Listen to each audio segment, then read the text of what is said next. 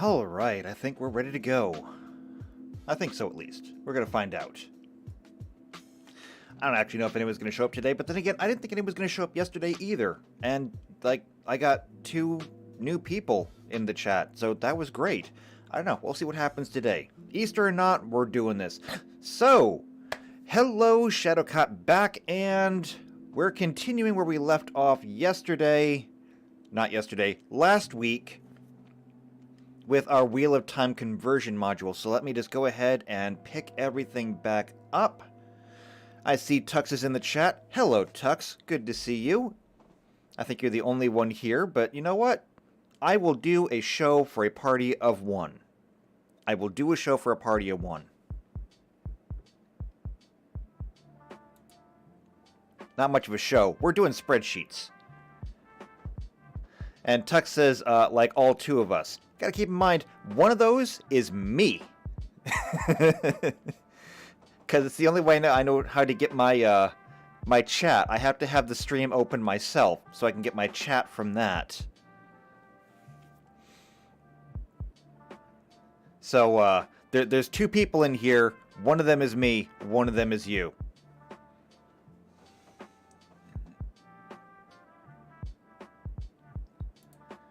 Okay, let's see. Calc.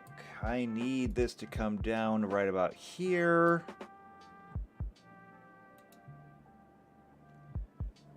And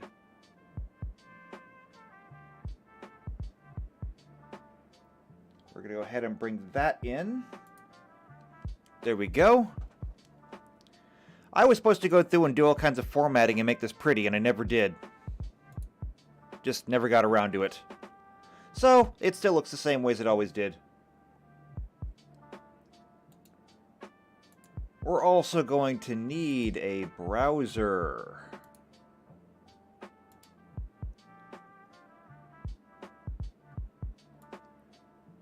Oop, not that. Don't move the background.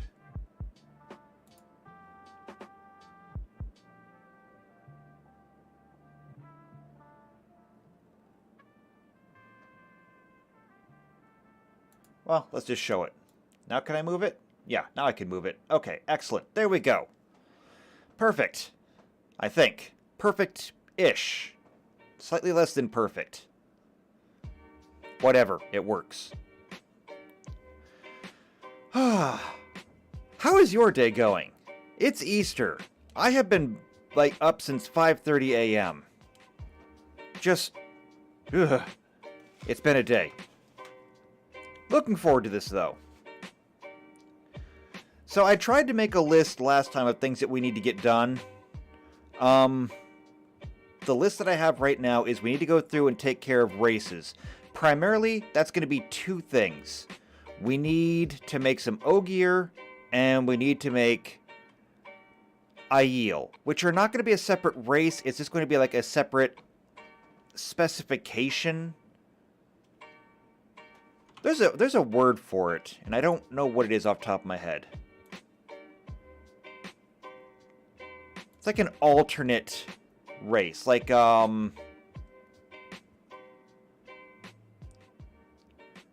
let's see. Right, racial subtypes. So under racial subtypes, we got the cosmopolitan, country folk, gutter rat. The Aiel are going to basically be a racial subtype. And Tuck says, not bad. Had to cancel a card. That kind of sucks. I'm sorry to hear that. Alright.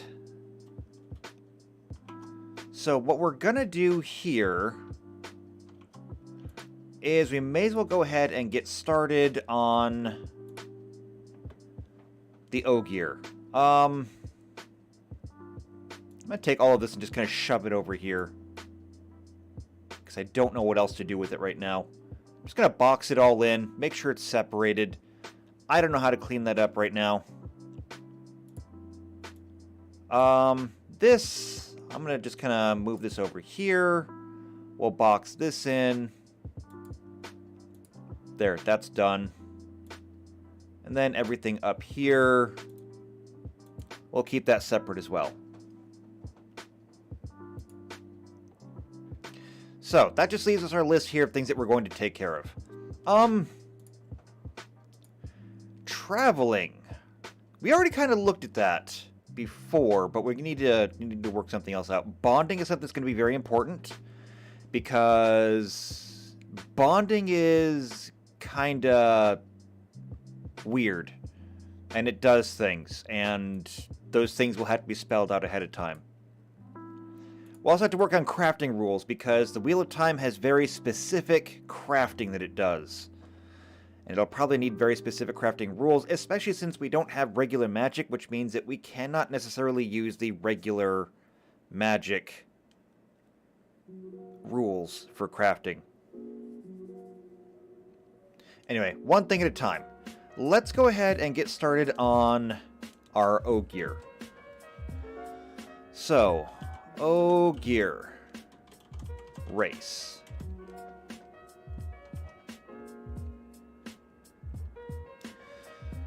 So we're going to come over here to this, and we're going to say,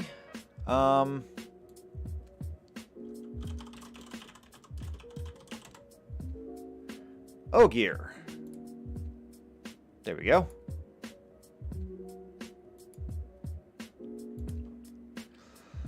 So what do we got here? A race of non-human creatures who have an intense love of knowledge and peace, also known as Alantin or the Tree Brothers by the Aiel. They are great architects and stonemasons, responsible for many of the most impressive structures and cities in the world. Ogier stonework is known for its organic nature, often appearing to have been grown like plants. However, it is understood to be a skill acquired during the breaking, and is of lesser importance to their first love, forestry. They love the trees of their steading, and grew groves near cities they built to remind them of their homes. Even their written language resembles growing leaves and vines. That's great and all. We can actually use some of the stuff from that. So they're good with plants, they're good with stonework. I think we can borrow some things from that. So, height and other physical features. This is where we're going to start. They're extremely tall, taller than even Trollocs. The books describe Loyal as being half again as tall as Rand. Since Rand is relatively tall... Yeah, let's see. Rand is 6'6", or 198 centimeters. That means that for Loyal to be another half as tall, Loyal would have to be standing 9 foot 9 inches. That puts him well into large territory. So if we're going to look at a race and fill out a block just like them, age. That'll actually be kind of important. We'll get to that in a minute. Let's see. Base height. And then plus. So, I don't know what the base would be. Base is usually the shortest possible. If we were to say that Loyal was going to be roughly average size, he's probably not. But if we wanted to say that he was roughly average size... you know what? This doesn't really matter. This is all just kind of flavor. What is important is down here. This is what's important. So, ability score modifiers, size, base speed, and languages. So, we're going to go ability score modifiers, size, base speed, and languages.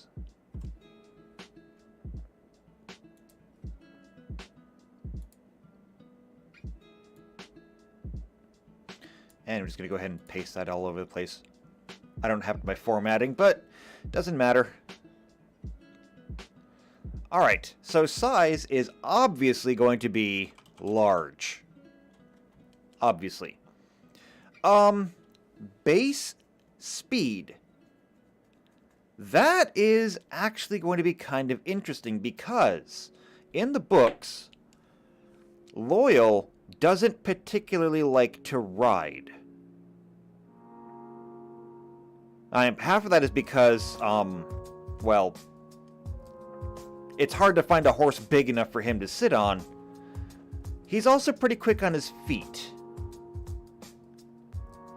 I'm inclined, due to his long legs, to go ahead and give him a little bit of a boost on speed. Maybe, say, 35. We'll call it 35 feet. And, of course, for languages, Common and Ogier. So that leaves us with ability score modifiers. Now, standard is 2 up, 1 down. If you go more than 2 up, 1 down, then you usually end up with a level penalty. So what can we say about the Ogier, besides the fact that they're basically perfect? They are stronger than any human. They are as dexterous as any human. They're tougher than any human. Because they do live so long and they have such a love of knowledge, they tend to be smarter and wiser. And people like them. So their charisma is really good too. They really don't have any downsides.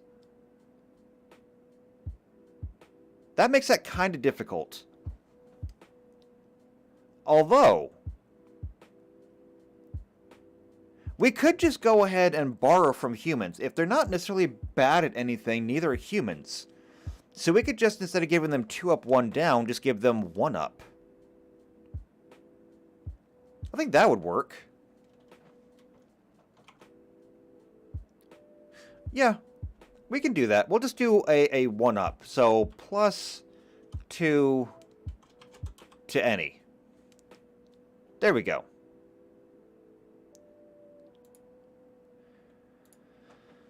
So that's the basics on that. After that, feat and skill racial traits.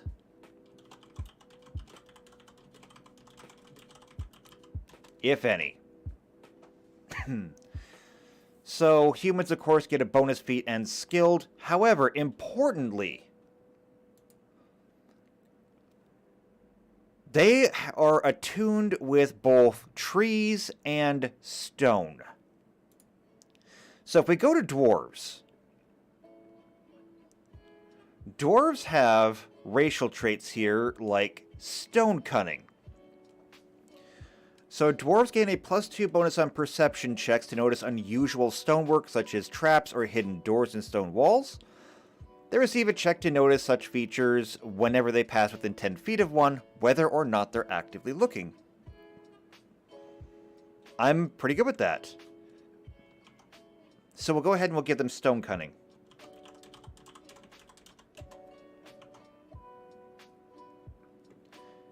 Then there would be trees, and if we're looking at trees, we're looking at elves. So what do the elves have? Elven immunities, keen senses, weapon familiarity, no. What do we have here for trees? Let's see. Racial archetypes, the tree singer druid. Looks like there's nothing in here specifically about trees. Or plants. Well, how about plants? War priest? No, that's not as helpful. Okay, never mind. Let's just take a look ourselves. What do we got here?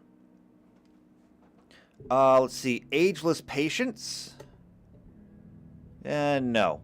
Aquatic mastery? No. Behind the veil? No. Blended view, Blightborn, creepy, crossbow training, dark vision, desert runner? No, no, no, no, no. Let's see. Disinterested observer, dream speaker, also no. However, dream speaker could have other uses with other races. A few elves have the ability to tap into the power of sleep, dreams, and prescient reverie. Elves with this racial trait add a +1 to saving throw DCs of spells of the divination school and sleep effects.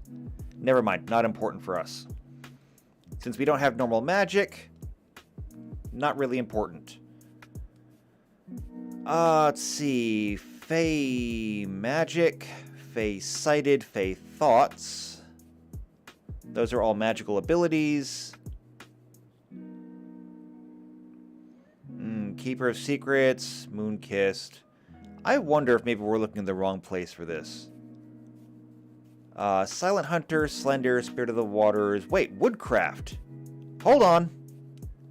May have found something all the way at the bottom. Elves know the deep secrets of the wild like no others, especially the secrets of the forest. Elves with this racial trait gain a +1 racial bonus on knowledge, nature, and survival checks. In forest terrain, these bonuses improve to a +2. I think that works. I think that works pretty well. Nothing for crafting, but, I mean, we can definitely look into something that's more crafting related. So we'll go ahead and we'll put woodcraft here, right? Yeah, woodcraft. Now, how about some kind of crafting bonus? I mean, I suppose it's fair to say that this is probably already going to have at least 1 level penalty on it. Just due to the large size, so we may as well go ahead and give it a little bit more. Yeah. So what if we look into, like, actual feats? Where's our feats? Feats. Here they are. Alright, contents. Lots of feats. Item creation feats. Feat descriptions. Here we go. So, brewing, craft construct, craft ooze. Is there anything here that really kind of jumps out to us? Inscribe rune, magical tattoos, potions. No. I don't see anything here that really helps us. No, I don't see anything here that helps us. Okay, never mind. What if we try this? General feats. Let's go ahead and do a search for crafting. So, aligned crafting, that has those requirements. What else we got? Arcane Vendetta requires spellcraft. No, it's not what I'm looking for. Battering repair. Sometimes smacking your firearm against a solid surface is all that's needed to unjam it. Sometimes the solid surface is a creature.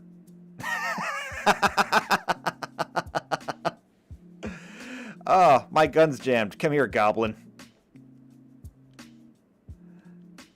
That's funny. Okay. What else we got? Camouflage trap. No. Cooperative crafting. +2 bonus on craft or spellcraft checks while working together. That's kind of useful. I don't know if I necessarily want to get it, though. What else we got? Craft cybernetics? Yeah, no. Not here. Craft pharmaceutical? No. Craft technology? No. Firearms? No. Reliquary arms and shields? No. What else can we get? Expert cartographer? Lets you craft maps? No, that's not going to work. If I can't find a feat, I'll have to,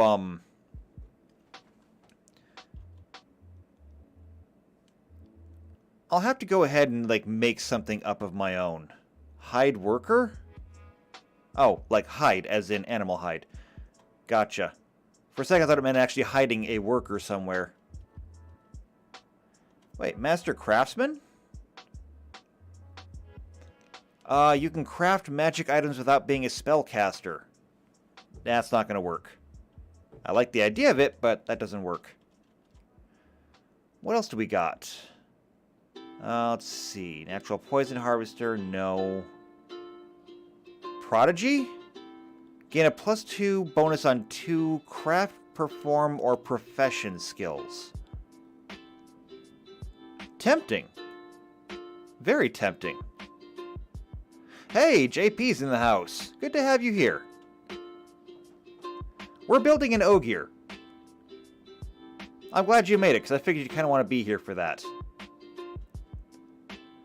So far for the Ogier, we've given them stone cunning and woodcraft, because they're really good with stonework and they're really good with trees. Now I'm trying to find something that's kind of crafty. Because, you know, they do crafting stuff.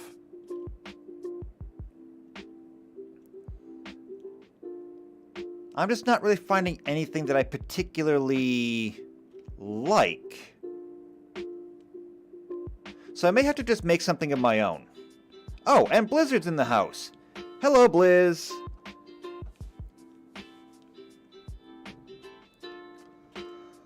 Alright, so what do we got? Spell perfection, no. Trapper setup, no. Woodcrafter, here we go. A +4 bonus on craft armor checks when working with wood, can sometimes craft items at a discount. Now that's something. Let's take a closer look at this.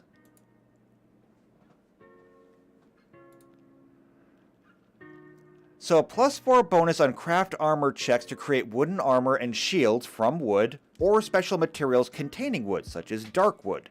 If you succeed the check by 5 or more, you decrease the cost to make the item by 10%. I like it. I think that's great. I wonder if there's a stone crafter too.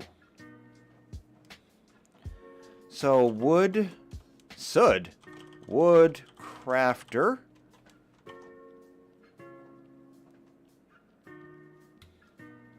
JP says something for the Waze stealth. It's hidden from the source and all. Hidden from the source? What makes you think that? The Ways were literally crafted with the source. I mean, you gotta remember, the Ways themselves were grown by the Ogier. The space in which the Ways were grown was made by the Aes Sedai. It was a teamwork effort.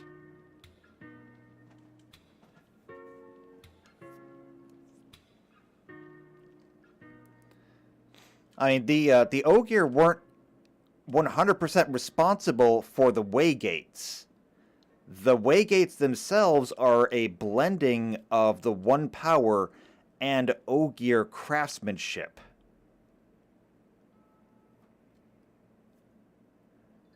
JP says, created, yes, but the source cannot penetrate. Again, I'm going to disagree. Because you can channel in the Ways.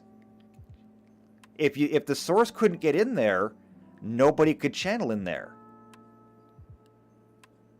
Now, you don't want to channel, because if you do, it seems to attract the attention of Machin Shin. But there's nothing stopping you from doing so.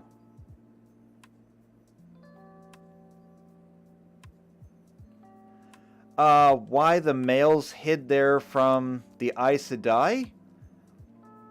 I'm not aware of them hiding there from the Aes Sedai, but if they did, it's probably because the Ways were just so massive. How would you find them? It's an entire world, basically. And let's not forget that that's basically one of the theories as to where Machin Shin came from. It's thought that the Ways were largely created with the male half of the One Power. So when the Dark One put the taint on it, it may have also corrupted the Ways as well. We don't have confirmation of that, but that's a running theory.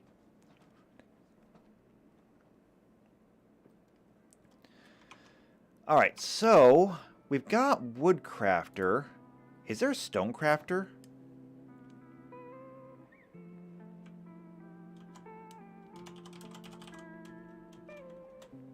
Oh, is that all I can, is that as far as I can go down? I guess it is. Yeah.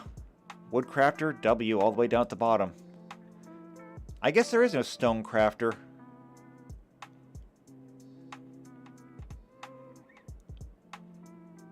Huh, okay.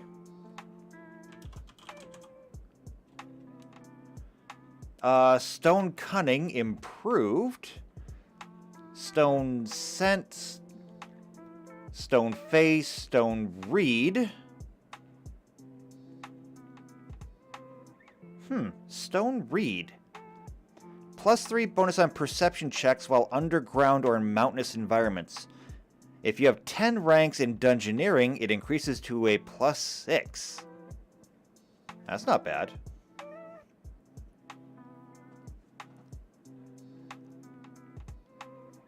Nah, I think this is good. I think we'll stick with this for the Ogier, because I can't think of a whole lot else to really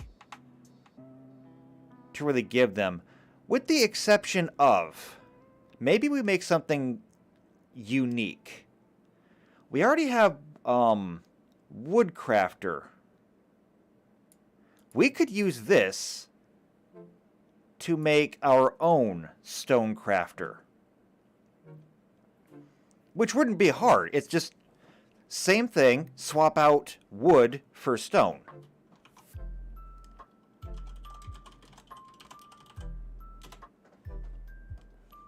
I mean, if they don't have it, I can make it.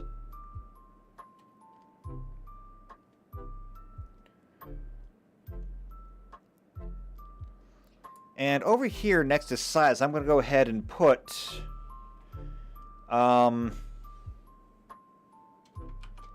roughly 10 foot. About the best we can do.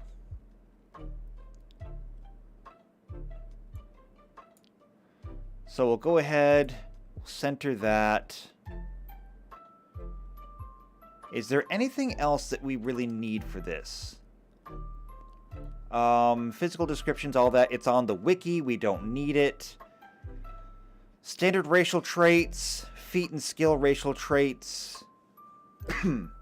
I don't think there's anything else that we really need for this. And alternate racial traits, we don't need a whole lot of them. But they could be discussed during character creation. There's not a whole lot of variation to the Ogier. The only different Ogier we know of are those with the Shanchan, I believe. And I forget what their name is. Does it mention it? I think they're called the Harvest... No, here they are, the Gardeners. Yeah, the Gardeners. But they're more or less the same. They're just, they're just a little bit different in the head. Okay, so there we go. That's Ogier. We got it. So we'll do that. We'll do that. The format painter really needs to have like a macro or a keystroke or something. Probably does, and I just never found it.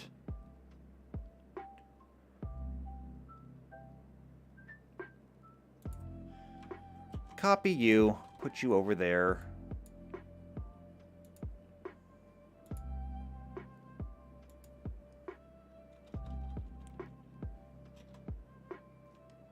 There we go. We'll go ahead and merge those, and we have a nice little stat block. Good. So there's our Ogier race.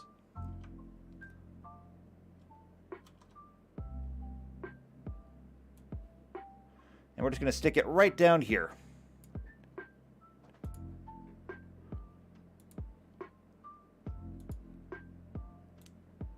We'll reformat this area over here so we can reuse it.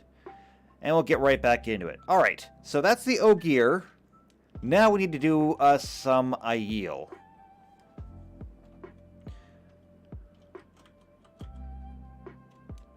So Aiel are going to be, of course, human.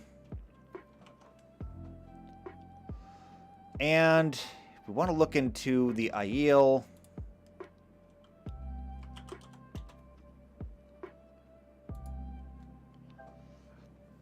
Okay. So, origins, we're not getting into. I don't care about that. Customs, culture... Culture is probably the best one.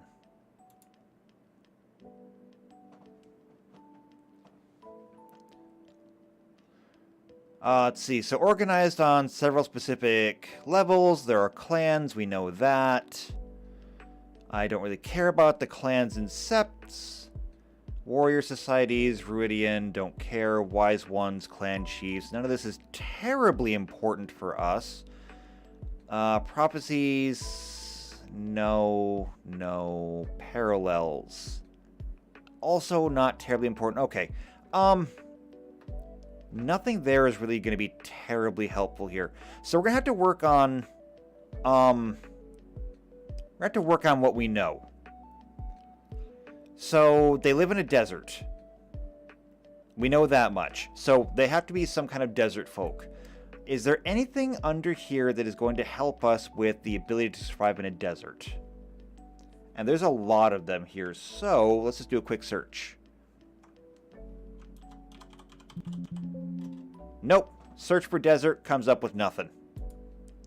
So, we're going to have to read through these. Shouldn't be too hard. Adoptive parentage, no. Alchemically enhanced, also no. Aquatic ancestry for the Aiel? Yeah, I don't think so. Awareness, however. Yeah. Awareness is possibly on there. So, awareness. Now, humans by default have two feats or skill traits. So we're basically going to be looking for any two. We'll make a list, and then we'll just kind of narrow it down. For example, awareness would replace the bonus feat, because awareness, I believe, is a feat. Dim Dweller, no, not needed. Draconic Heritage, obviously not. Then again, not a spoiler, not talking about that. Dragon Scholar, Dual Talent? No. Eye for Talent, Fey Magic, Focus Study, Frontier Survivor. Humans with this trait gain the Technologist feat, which grants them understanding of technological subjects. Never mind. Giant Ancestry, no. Heart of Fey, no. Heart of Fields, also no. Heart of Mountains, sea, slums, snow, streets. Heart of the Sun? Born in tropical climates. You know, it says tropical, but we might be able to adapt that to the desert. I'm surprised that we have mountain, sea, slum, snow, street, sun, and wilderness, but we don't have a desert. I don't know why that they left desert out. So, Heart of the Sun, humans born in tropical climates treat hot climates as one category less severe.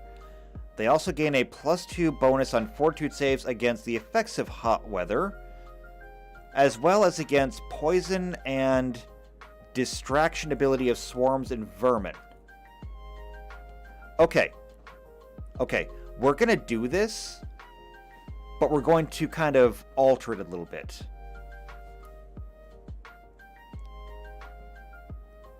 By the way, is the music too loud in the background? Let me know. I never adjusted that, and I only just noticed it. It's not very loud to begin with, but yeah, if it's a problem, I can turn it down.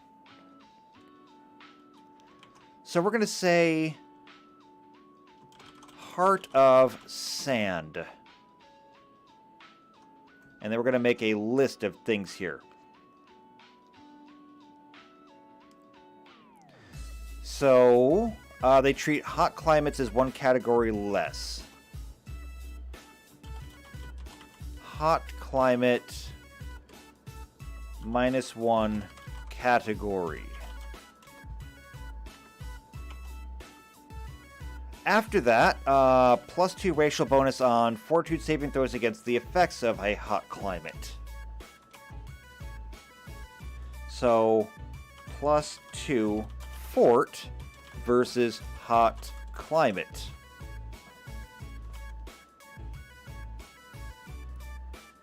After that, it says they gain a +2 fortitude versus poison and distraction ability from swarms and vermin. That is less important. So instead,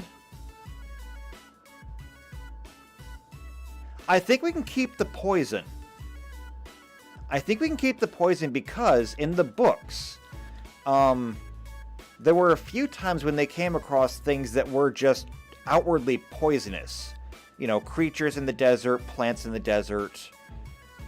And it was treated as kind of a joke because every Aiel knew what not to mess with. But the people from the wetlands had no idea. So we can keep poison, but distraction against swarms and vermin? That's not going to work. Unless we keep the vermin part. There's not very many swarms in the desert. But vermin? I believe that insects count as vermin. Do insects count as vermin? I don't remember. Where's the bestiary? Bestiary. I want... Let's see. Not templates. Not that. Wait, here we go. Vermin. Sorted by type. Antlions. Ants. Okay, bugs are considered vermin. You know what? We might not have to change this at all. It does say versus poison and distraction. There's not very many distraction issues, I don't think. But yeah, we might actually just be able to leave this as is. Never mind. Delete this. We'll just put Heart of the Sun on there. That works. And Blizzard even says scorpions. Yeah, scorpions are apparently vermin.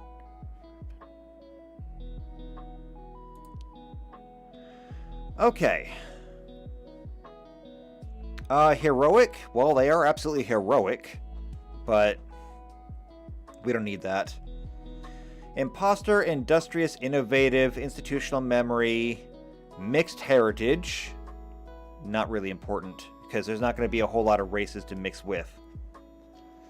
Piety, no. Poison minion, practiced hunter. Practiced hunter could. Members of some cultures train from youth to find and follow trails of vital game and at the same time hide the evidence of their own passage. These humans get a +2 racial bonus to stealth and survival checks, and stealth and survival are always class skills. Okay. That has to be on there.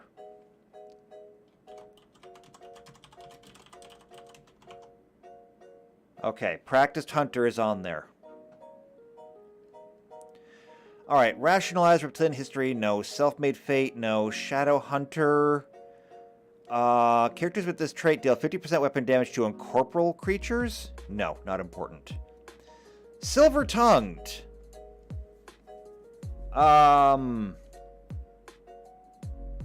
Maybe? The Aiel have the same talent as the Aes Sedai do to say two things with one word.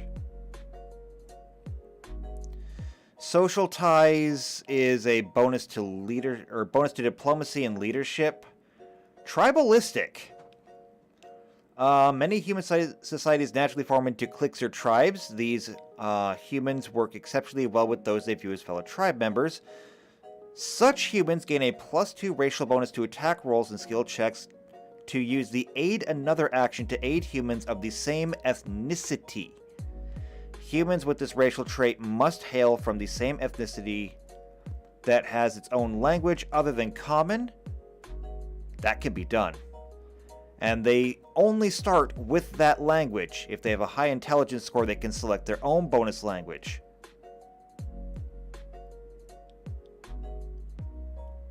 This could be useful, actually. This could be useful. We're going to put this on here for a moment. Tribalistic. There we go. I'm going to put this down here because under languages,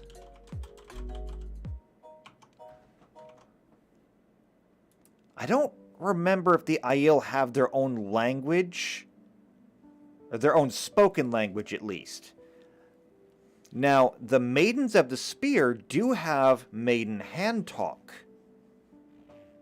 That is absolutely their own unique tribal language. I don't think, however, the Aiel have a spoken language that is unique to them. At least, not as such. They do kind of have their own language, but it would be more akin to call it like a dialect. Actually, here we go, language. Yeah, the language of the Aiel is derived from the same old tongue known as the rest of the known world in the series, though with particular stress on maintaining many of the traditional terms of importance such as titles and legal terminology. In particular, the following terms seem to be fairly common throughout the series when used by the Aiel. It should be known that all the Aiel in the books also speak a common language of the world while maintaining terminology and syntax from the old tongue where it is practical. Now, this does lead to the Aiel using words that other people don't know.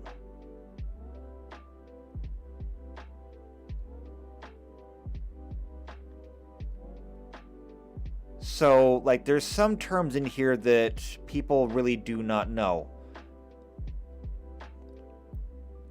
Like, there's some things in here that even I really don't know how to pronounce.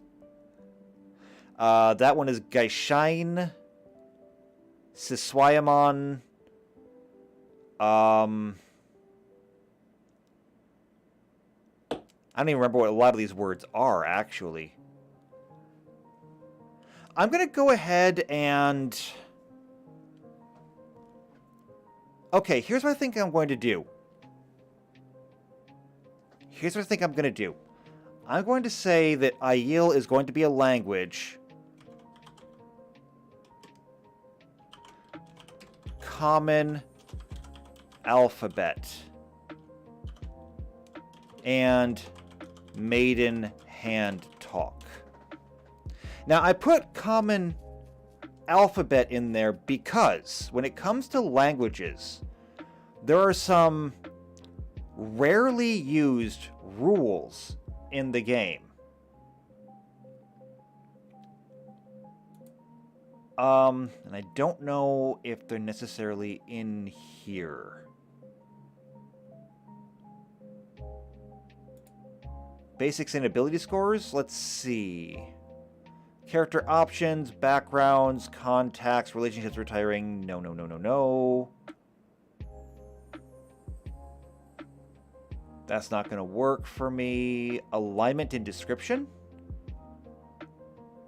Carrying capacity, description, movement.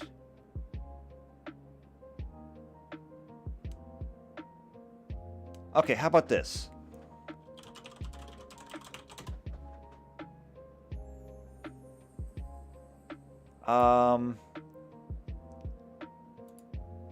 This is not the same site. This is like an older version of the site. Okay, here we go. Linguistics. You're skilled at working with a language. This is the skill for linguistics, not the actual languages. Let's see. You can decipher writing in an unfamiliar language or message written in an incomplete or archaic form. The DC is that.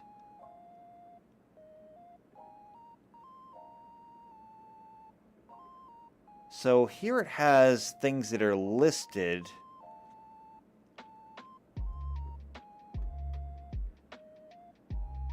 Let's see. Linguistics unchanged. Modifiers. Create or detect forgeries.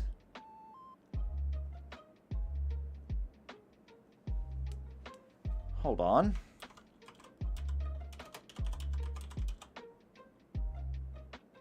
Yeah, so here we go.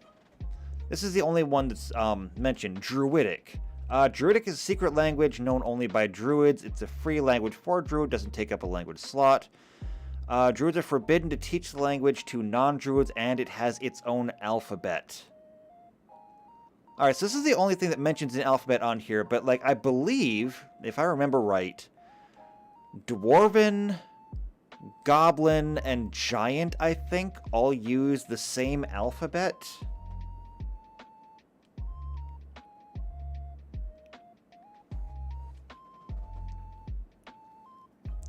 So, if you know Dwarven or Giant or Goblin, you can usually decipher what is being said by one of the other races. Usually. So I think this works. Which means that if you're part of this, you'll automatically have access to one of these.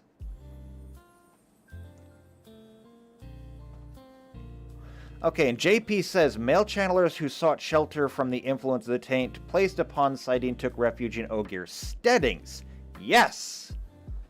Steadings are absolutely immune to the source.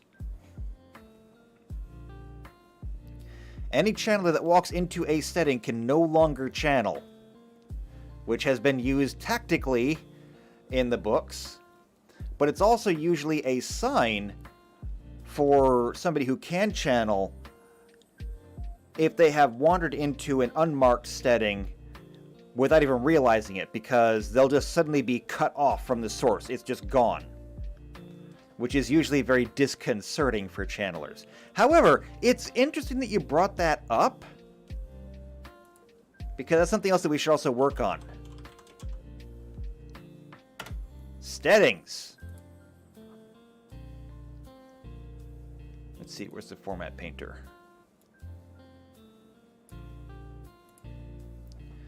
We will need to have rules for steadings.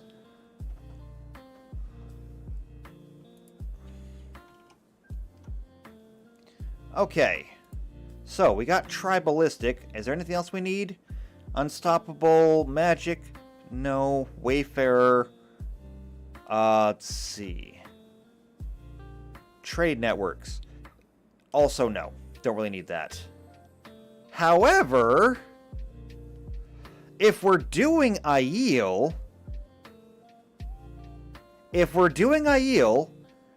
do we also want to make the Tuatha? Should we make an entire subtype for the Tuatha?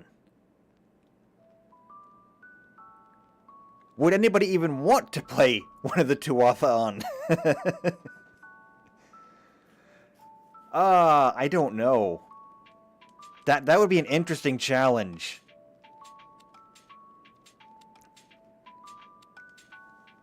Ooh. However, they would absolutely get Wayfarer. Like, just by default. Let's see. Maintain the largest trade networks in the farthest reaching civilizations, putting them in contact with a large number of cultures.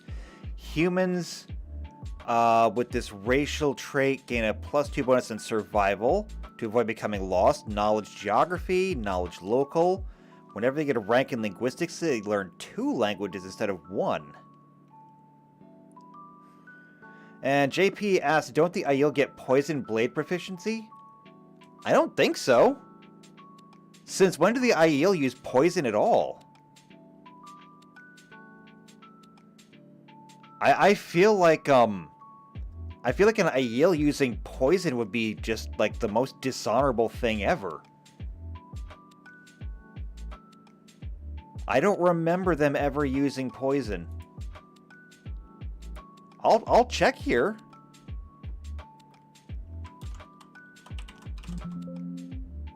There's not a single mention of poison in the wiki.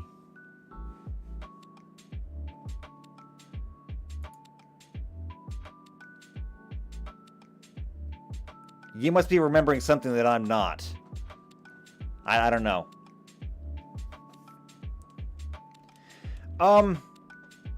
In terms of things that do need to be added, though, so when it comes to, like, certain restrictions, where are druids? So, druid weapon and armor proficiency. They are proficient with the following weapons: club, dagger, dart, quarterstaff, scimitar, scythe, sickle, short spear, sling, and spear. They're also proficient with natural attacks. Okay, so for druids, it literally spells out the things that they are proficient with. We have to do that for our Aiel. So, proficiency. That is going to be knife, dagger, short spear, short bow.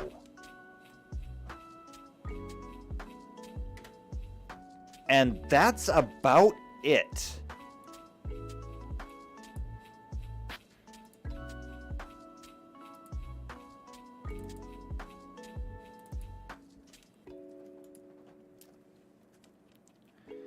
Because I don't believe that the Aiel will pick up anything else other than those.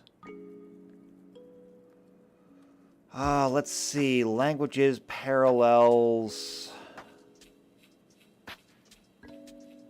reputation. Oh, wait. One thing that we also need. Proficiencies. And I don't know how you spell it. Aiel only wear the Codensur. Culture, let's see, wise ones, clan chiefs, reputation.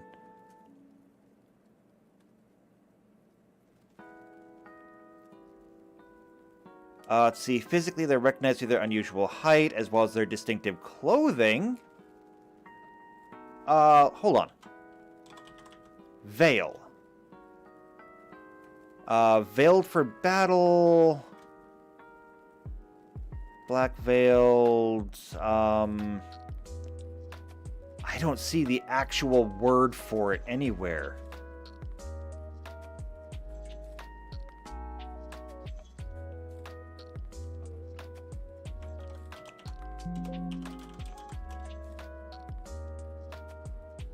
Parallels? No. Okay, well, go back to, here it is. Codensur. Worn by the Aiel men and by all maidens of the spear is an adaptation of Daishain working clothes. Yes. It is a coat, loose breeches made in cloth of gray and brown. Let's see. Soft, laced knee-high boots, practical for desert wear, as well as the shufa, a scarf-like garment wrapped around the head and neck. And then, of course, a veil. Okay, so it is Kadin apostrophe Sor.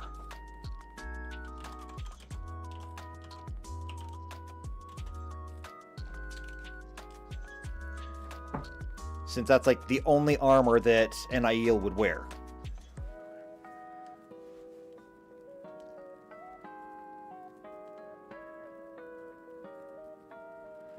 Oh, also, so, these things right here are, like, going to be optional. So one of the things that they're going to get, like, by default, is going to be endurance. Because every Aiel has an incredible amount of endurance to the point where an Aiel on foot can keep up with a horse. And we see that over and over again.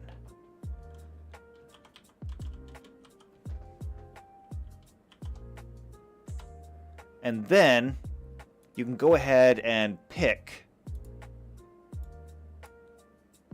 another 2 of these. And that should be able to make a good Aiel, if I could even spell Aiel. I just noticed that I misspelled that.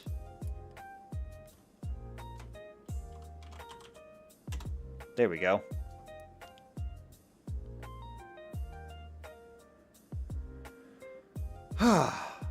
That's good, though. I mean, that's good, right? I think that's pretty good.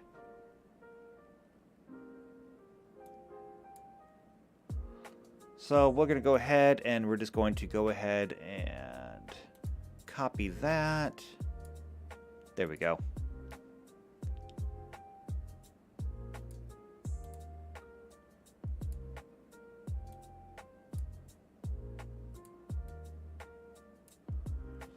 We'll put a box around it.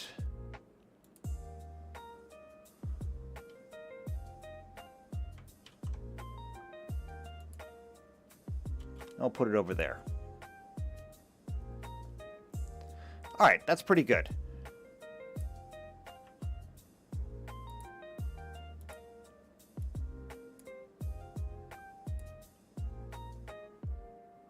We'll go ahead and clear all this out, and then we can get back to work. So, do we want to do a Tuatha-on? Is it worth it? Would anybody actually want to play a Tuatha-on?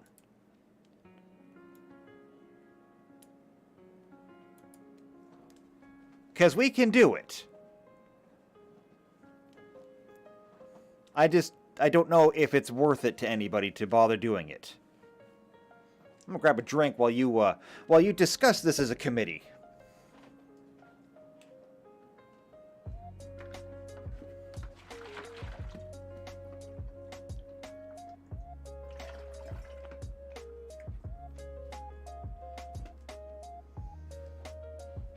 Okay.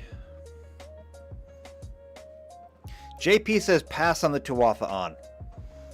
I mean, that's fair. It could be interesting, but by and large, I mean, nobody wants to. Nobody even likes the Tuatha-on.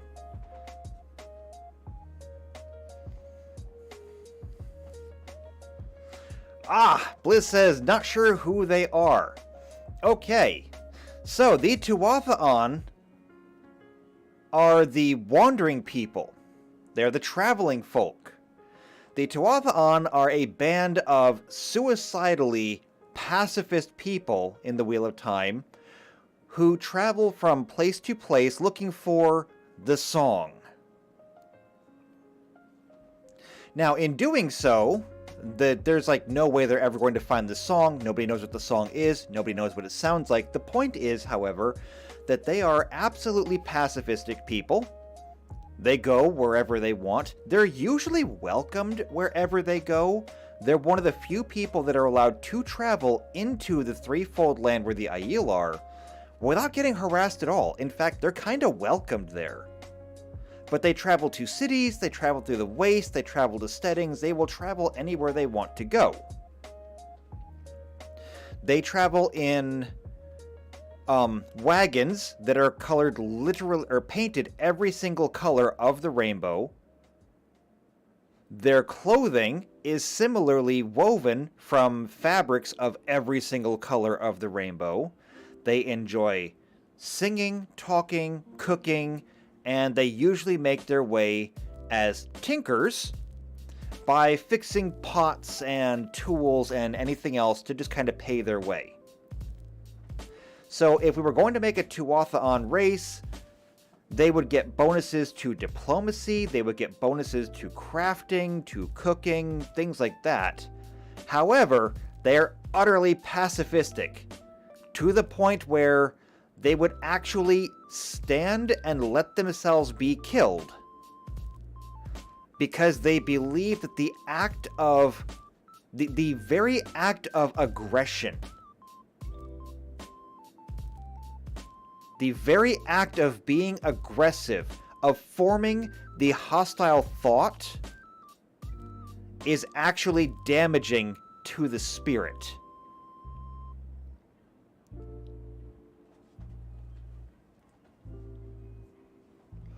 And Bliss says the bard at the beginning of the book. No, actually.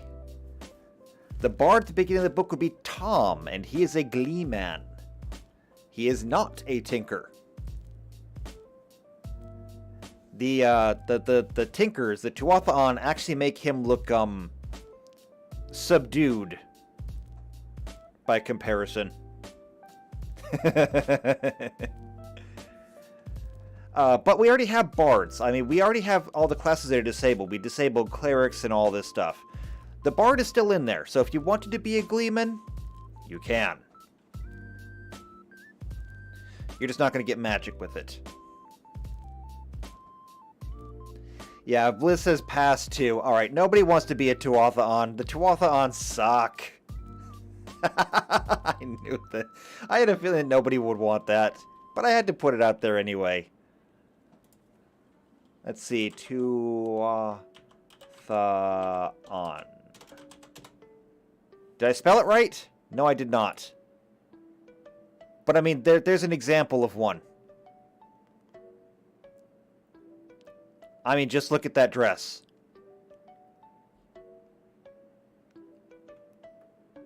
What other pictures do we have? Oh, it's so tiny! Can I make it bigger? Ah, it's really awful, but, I mean, take a look at that wagon back there. See, there's the wheels. It's a wagon. I mean, they do travel in the wagons, so they do make them very homey, but... I mean, come on! Oh, and you can barely see it. Hold on. Chrome. Pull that down a little bit. There we go. Yeah, there you go. Get a look at that. That's some quality wagon right there.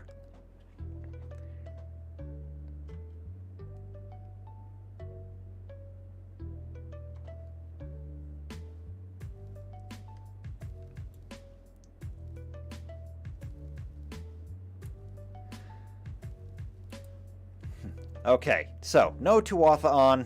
That's fine. What do we have up next then?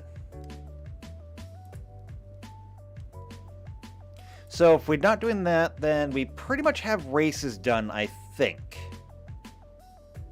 I mean, when it comes to sub-races, I suppose we could do like Shan-Chan or things like that.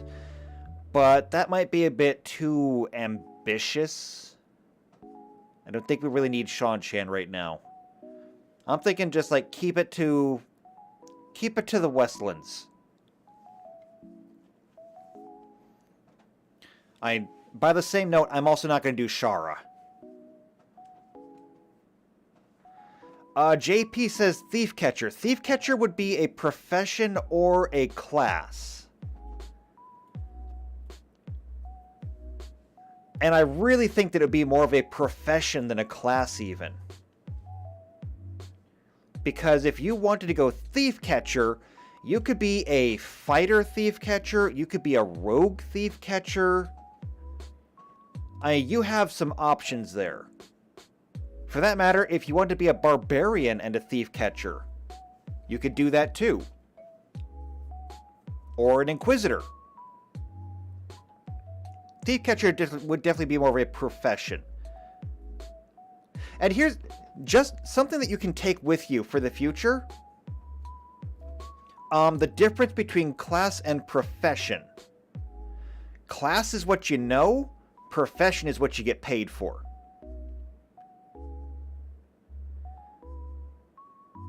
I mean, there's fighters all over the place in the world, but nobody really gets paid to be a fighter.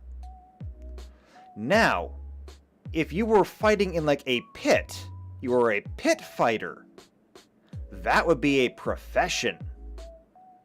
Or if you're a gladiator or something like that. Gladiator isn't really going to be a class, it's going to be a profession. And you could be a number of different kinds of gladiators. You could be a fighter, you could be a barbarian, you could be a monk. But you're not getting paid for any of those. So thief catcher, profession. And that is up to you. If you want it, everybody gets a profession and a craft, okay?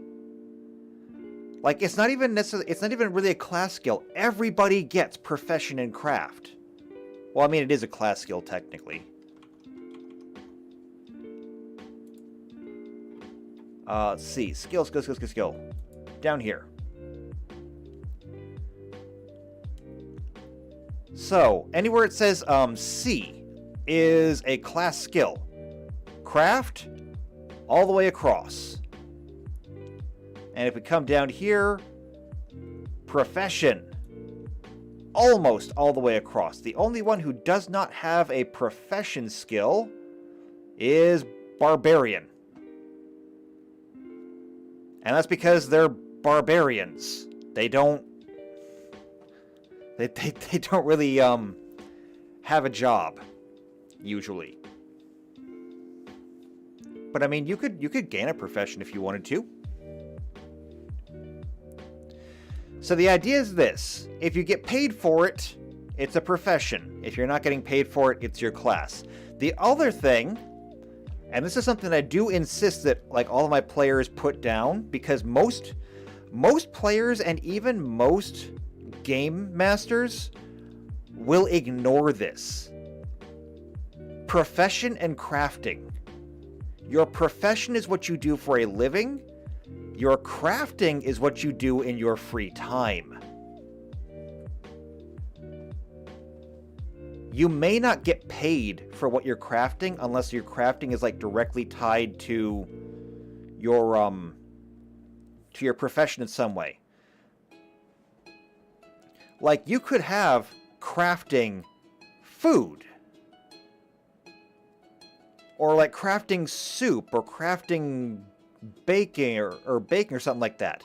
You could have crafting in these things. So you could have like crafting food, and then you could operate a bakery. So you can cook pretty much anything that your party brings back. Like they kill a rabbit and they bring it back, and you can say, all right, I want to craft this rabbit into a stew. That would be a craft check. But if you're in town, you could go to like a bakery and say, I already have experience in doing this. I would like to work for a day in a bakery making bread to sell. And that's how you make money in your downtime. In this case, as a thief catcher, yeah, that's going to be a profession. Basically be a bounty hunter, for that matter.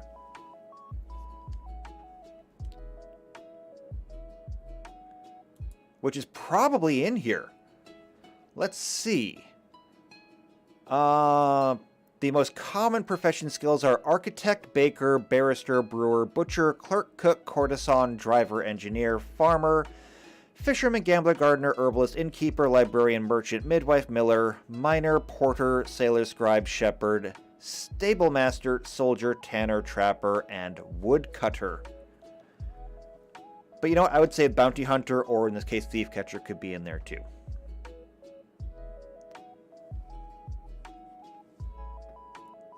So yeah, just kind of hold on to that one. You can have yourself an ogier thief catcher. I'm sure that makes sense somewhere. Okay. Bonding. This one is going to be tough. This one is going to be tough. So...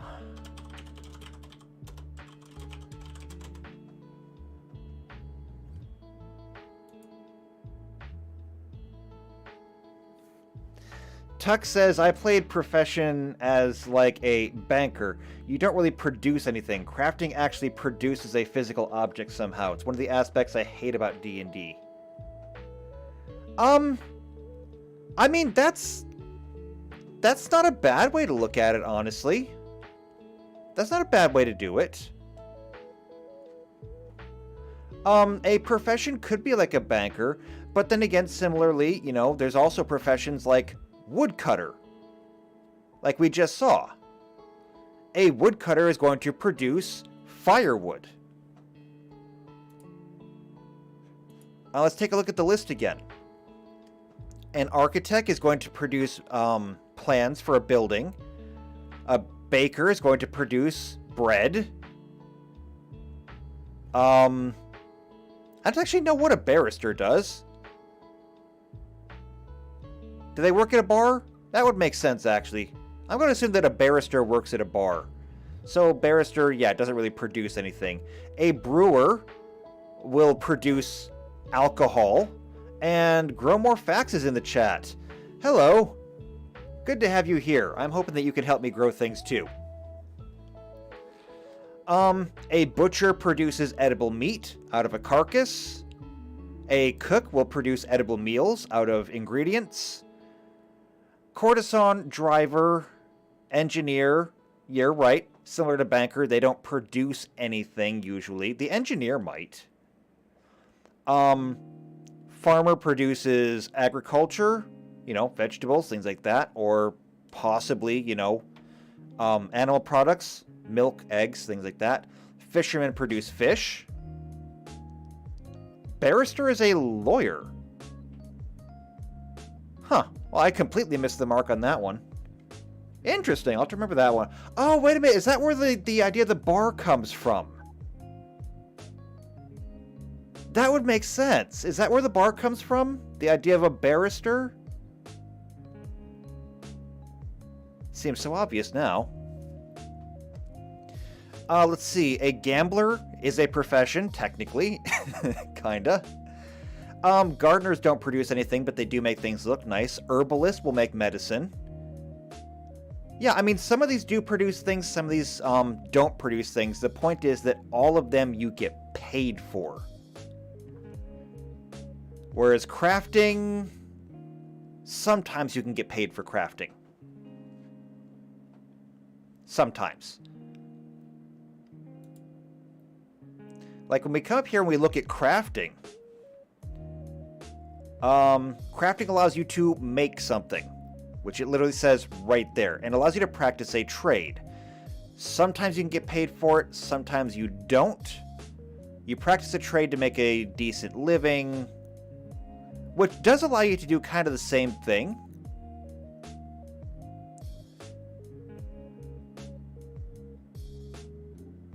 Oh, hey, wait, we got somebody else. I remember you from yesterday. Gunshot... Gun... Your name is really hard to pronounce. Gansham? Have I completed my dinner? No, I haven't completed any kind of dinner yet. My crafting checks are uncompleted.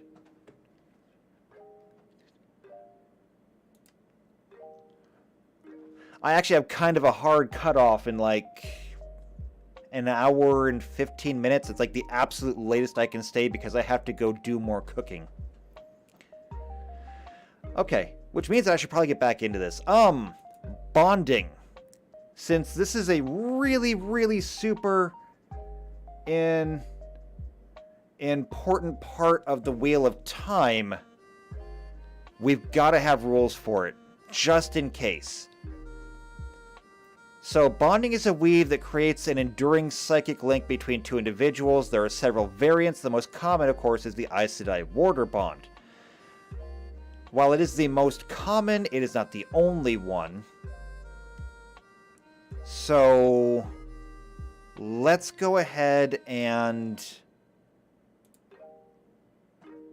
get into this. So we're going to go ahead and say, first off, what does bonding give? It gives the warder heightened abilities to go without food, water, rest, the ability to withstand wounds that would kill an ordinary man. They also seem to gain some semblance of the ability channelers have to detect shadow spawn, which is probably not going to be as relevant, depending on when the game takes place. However, so we're going to go ahead and we're going to say that bonding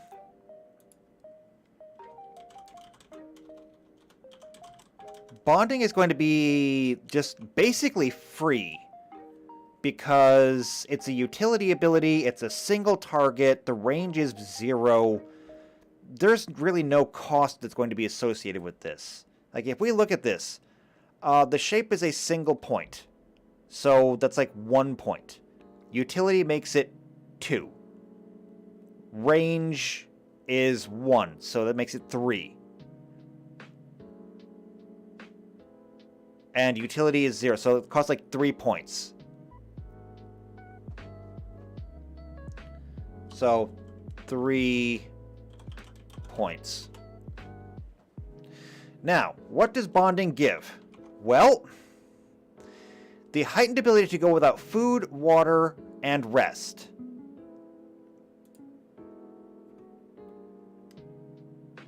This sounds like a feat.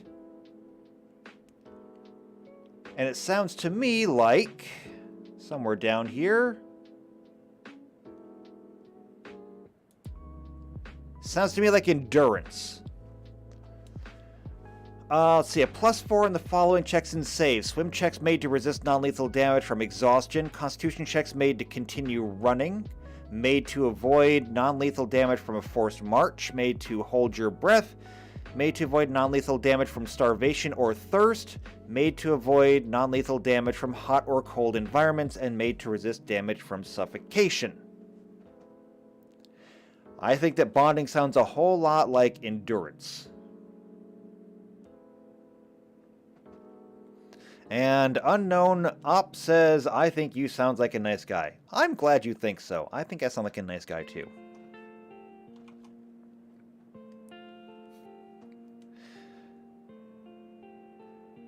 JP says improved constitution. I think it's a bit more than that.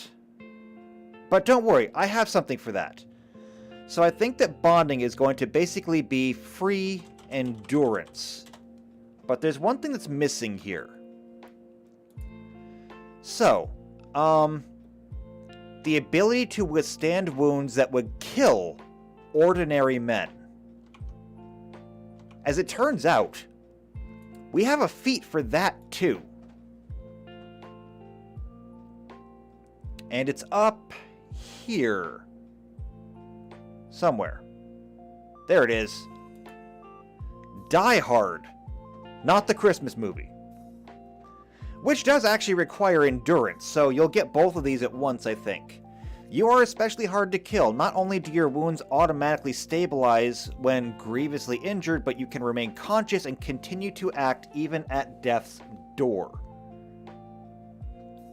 And Tux says Shadow's a nice guy unless you're a video game that's annoying. That's slightly true. Just don't be Fallout, okay? Be a good game. Or be a good game developer, at least.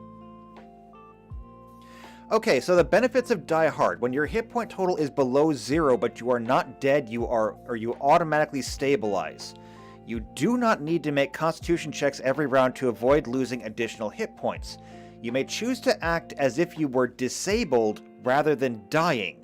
You must make this decision as soon as you are reduced to negative hit points, even if it isn't your turn.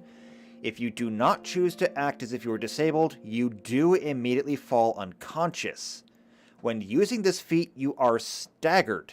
You can take a move action without further injuring yourself, but if you perform any standard actions, or any other action deemed as strenuous, including some swift actions such as casting a quicken spell, you will take 1 point of damage after completing the act.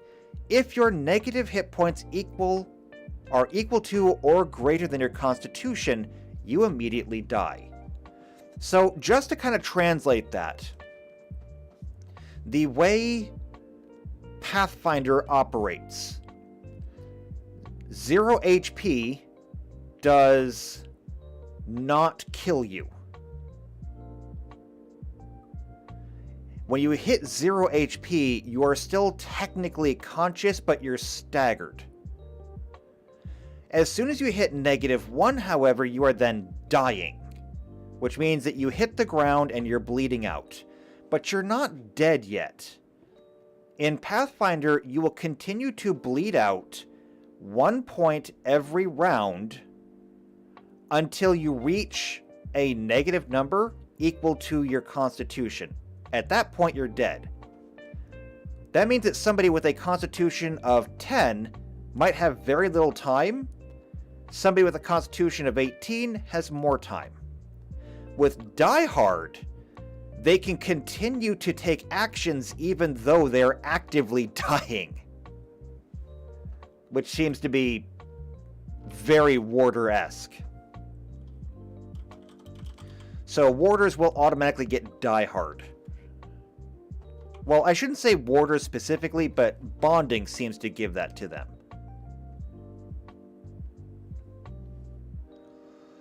Let's see. So they also seem to gain some semblance of the ability channelers have to detect shadow spawn. Perhaps we should make this a little bit more specific. So here's what we're going to do. We're going to go Aes Sedai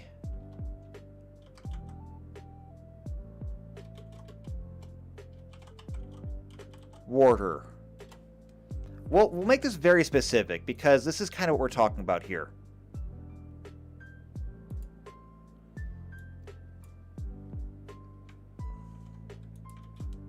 So put those over there.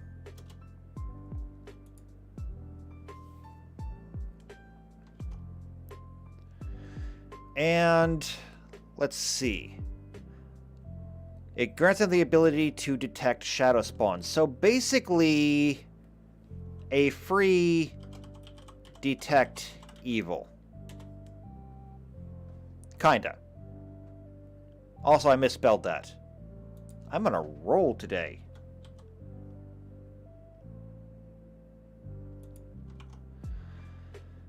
Now, they're also able to locate each other and know their relative direction and distance. And Jeffrey's in the house. Hello, Jeffrey. I haven't seen you in a while.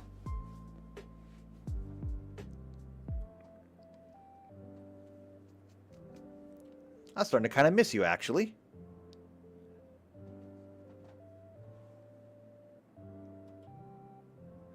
Name the warder's sting? As in, like, the Tolkien sting? Or, like, the kiss sting? I don't know. Alright, so Aes Sedai. What do Aes Sedai really get out of this? Not a whole lot. However, it says right here, theorize that warders are important for Sedai for psychological protection as well as physical. Due to the emotions only the warder can see behind. Yeah, that's not really going to be important from a gameplay standard. And Unknown Op, I can't open the door. I'm wearing headphones. They don't reach that far.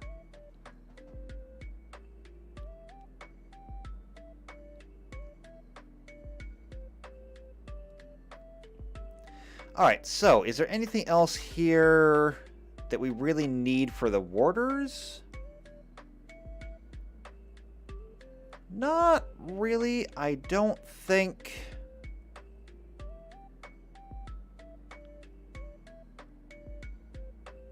No, I don't think there's anything really here that I need to add for the warders. Except,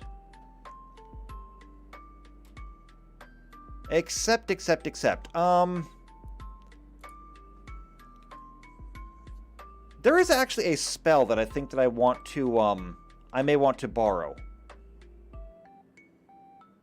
So, let's see.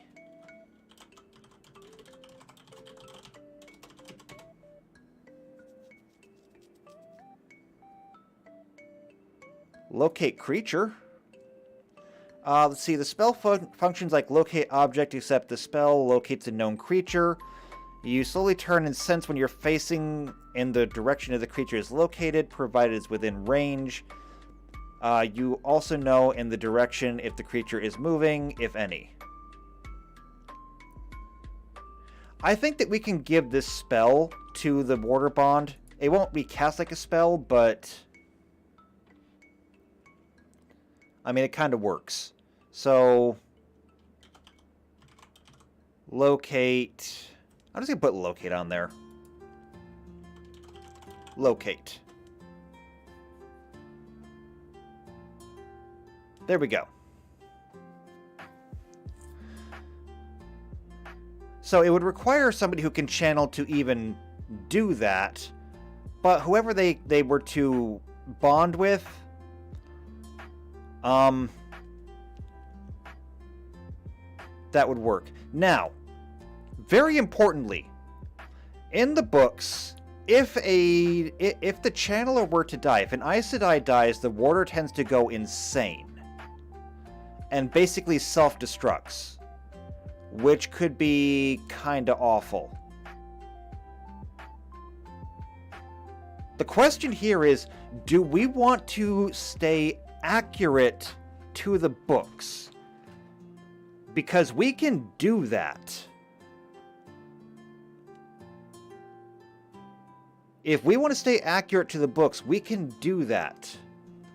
And I'll show you how we can do that.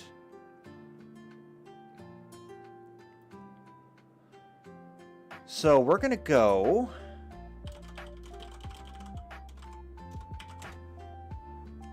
and look up paranoia. So paranoia is also a spell. The fact that the spell isn't really important, it's what it does. So paranoia, the target believes everyone it sees is an enemy. It becomes hostile to all creatures, treating all creatures as enemies and only itself as an ally. The target must attempt attacks of opportunity whenever any creature provokes them. Finally, whenever the target is adjacent to 2 or more creatures, its paranoia overwhelms it, and it takes a -2 penalty on attack rolls, weapon damage rolls, ability checks, skill checks, saving throws, etc. If we wanted to do this accurate to the book, these are the kind of rules that we would want to use.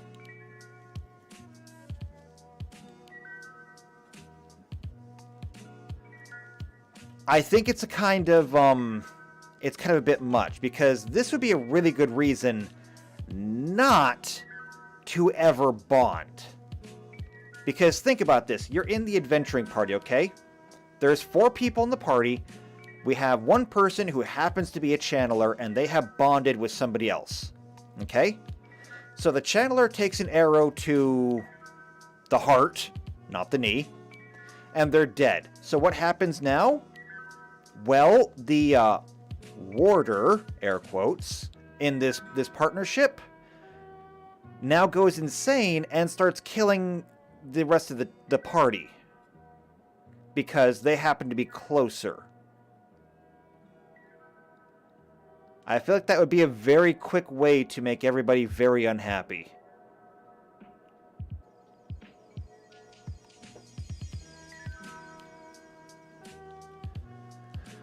So, what if instead... What if we went way back in time to 2nd edition Dungeons & Dragons? I have a plan here. And here it is. So... JP says, like, when Moraine died, the Warder's Bond passed to another. Yes, that is possible. That is possible, but I'm looking at the worst case scenario here. Let's see. So we're going to go with AD&D Familiars. Can I get rules on this still? Find familiar. Familiar rules. So this is from Advanced Dungeons and Dragons. The reason why I picked this is because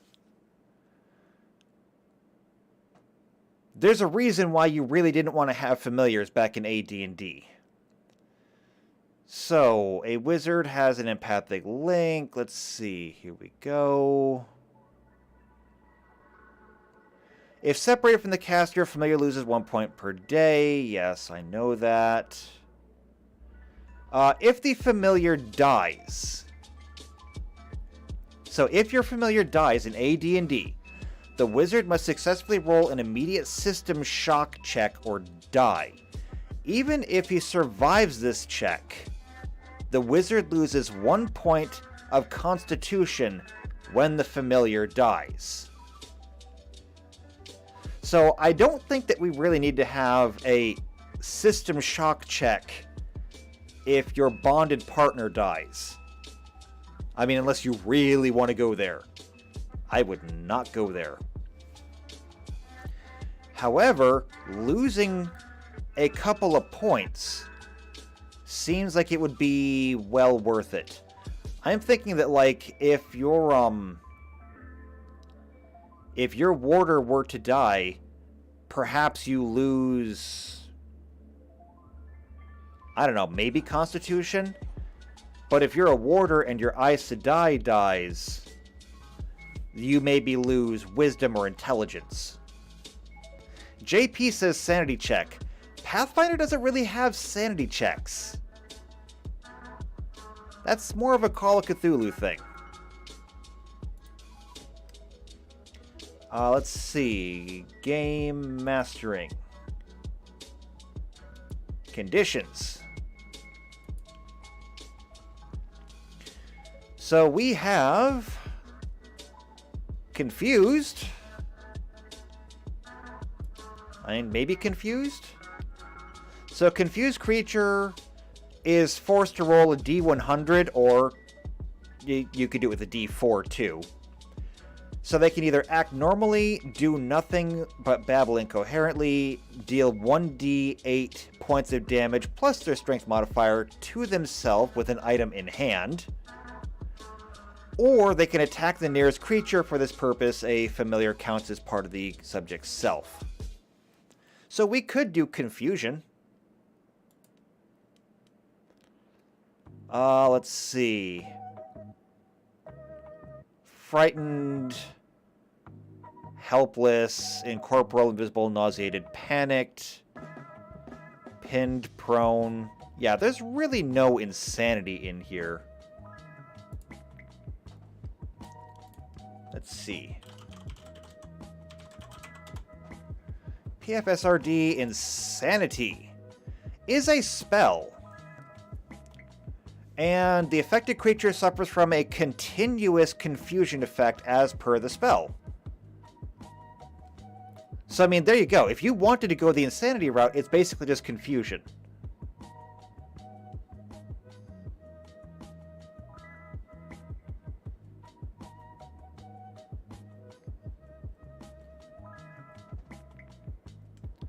The question is, how long does the confusion last? Because, I mean, I like this idea. I think we'll go with confusion for a warder if the bonding Aes Sedai dies.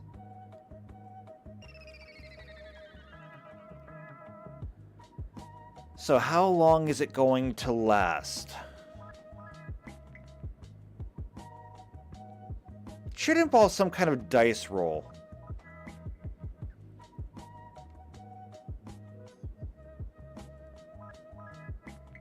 I know, I have an idea here.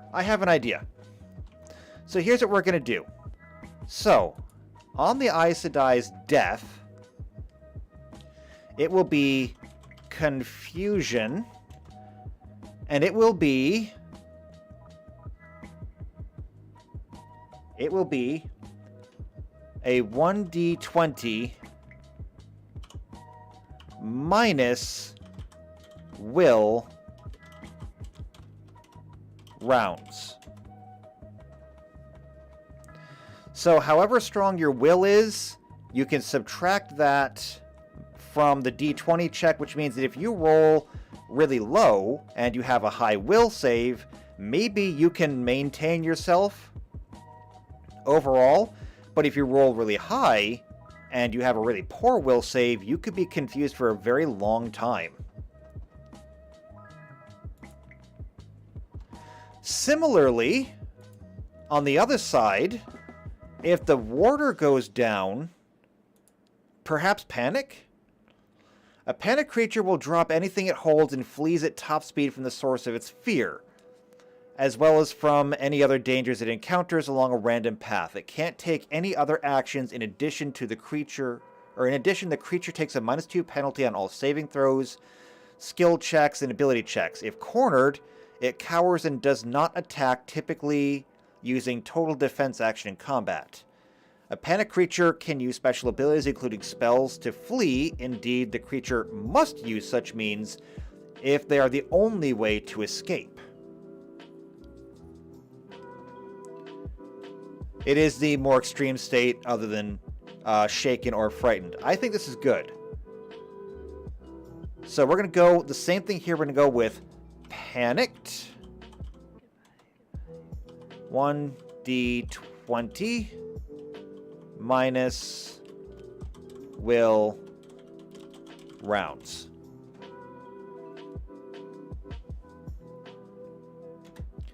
So there we go.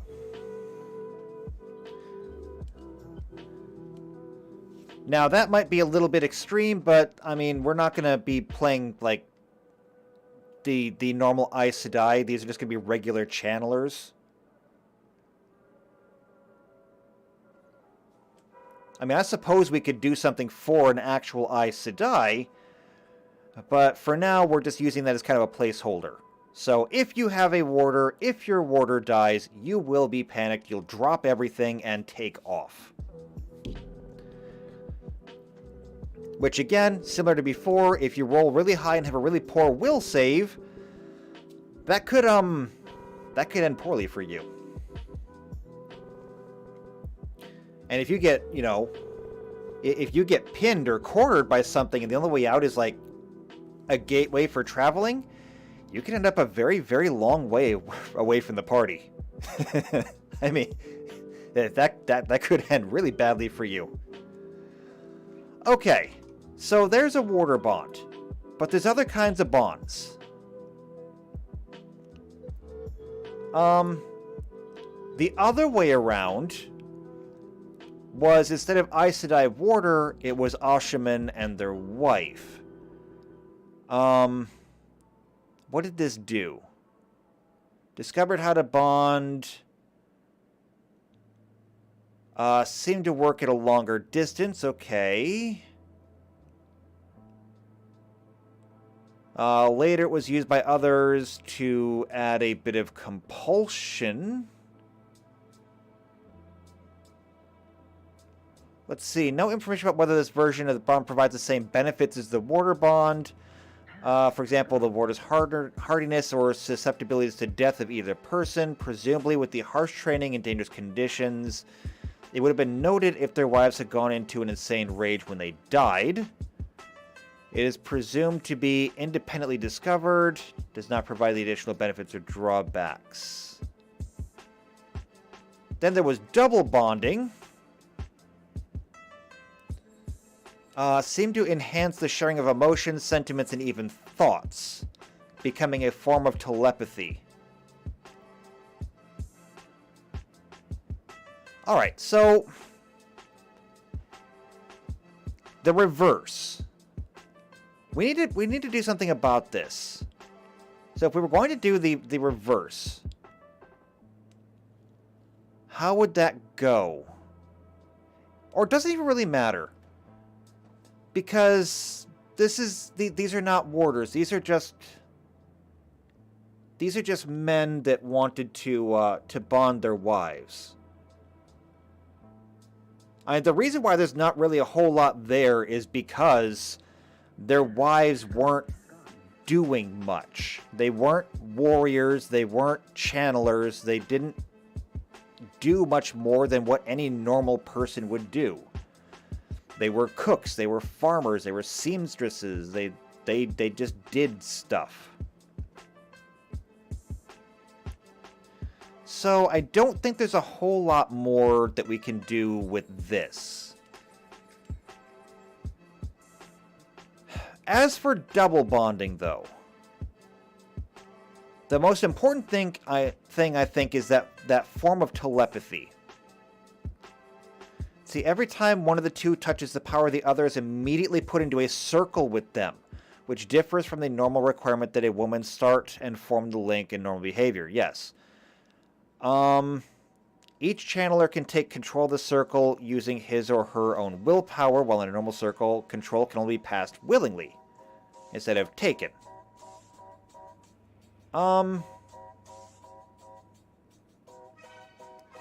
Okay. So, that is also something else we'll have to do, is circles. I hadn't even thought about that, but that's actually going to be pretty important.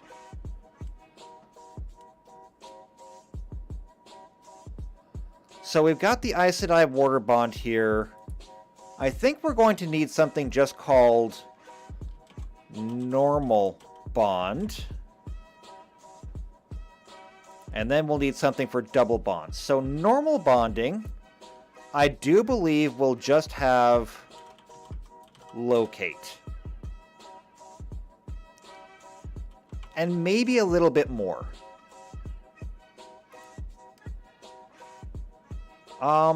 Let's try...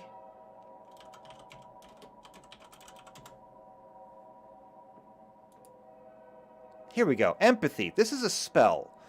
So with empathy, you detect surface emotions of any creature you can see in the power's area. You can sense basic needs, drives, and emotions.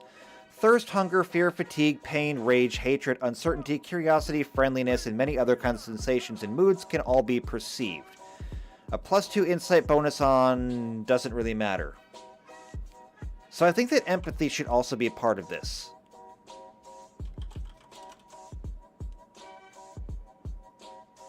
For that matter,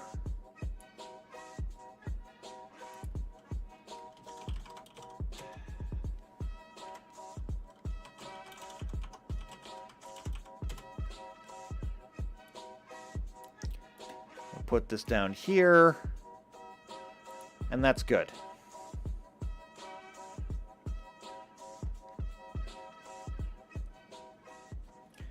JP says the telepathy and linking mechanics seems like they are each other's Angreal. That's not inaccurate, though.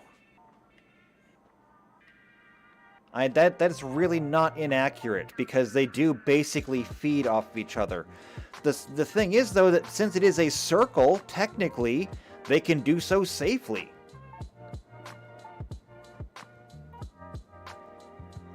So a normal bond will just be locate and empathy. Now, why would you want to use a normal bond over anything else? Well, I mean, on the one hand, you don't have to worry about this stuff. So, that's good.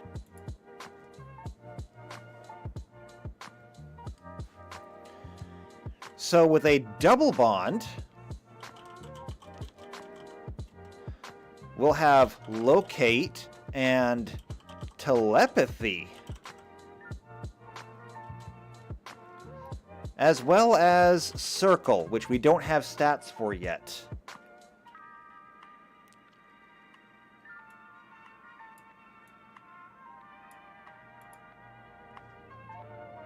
We'll have to work on that.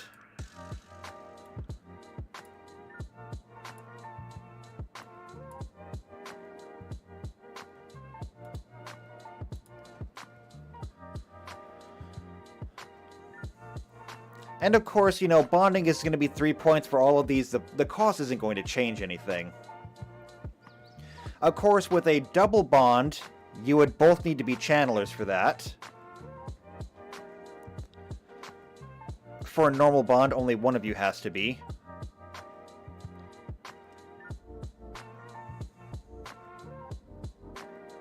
but I think this looks pretty good for bonding. I mean, what do you think? Is there anything that we're missing here that we should be adding in?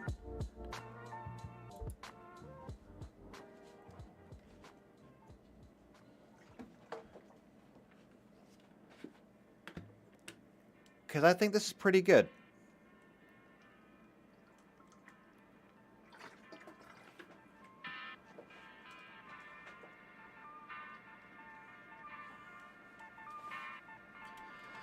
Is there anything else we missed in here? Double bonding. Third-party bonding. No, that's pretty much it.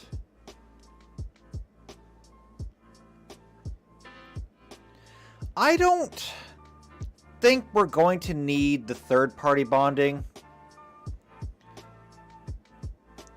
I mean, a wealth of conditions are imposed to ensure the pair truly wants to become family. This is, you know, used for somebody to become first sister or first brother in society. I don't think this is going to really become an issue because it would take a really, really long time for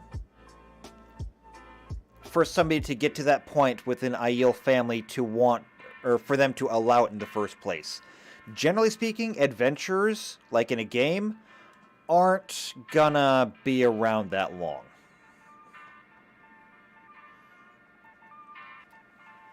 So I don't think we need to worry about that one too much. I think we can call that good. I think we can say that we've done bonding. So we'll put a box around it, and we will file it. We can put it right here, actually. There we go.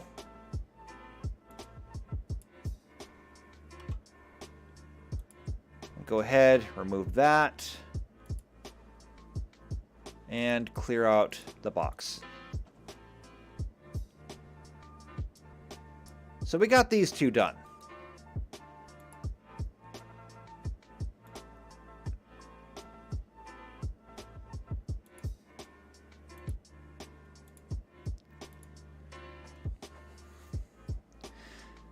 That means that we still have traveling to do. Okay. Now, traveling is going to have to be a little bit different than normal channeling, just due to the distances involved. Because if we were counting traveling by the square, then that would that'd be insane. I mean, just... Let's see. Let me do some quick math here.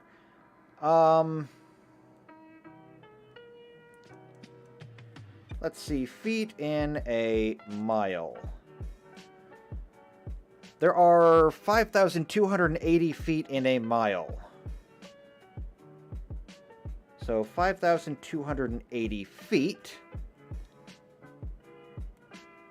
If we divide that by 5, since there's 5 feet in a square on a standard fantasy map, that would come out to 1,056 squares. That is not impossible, actually.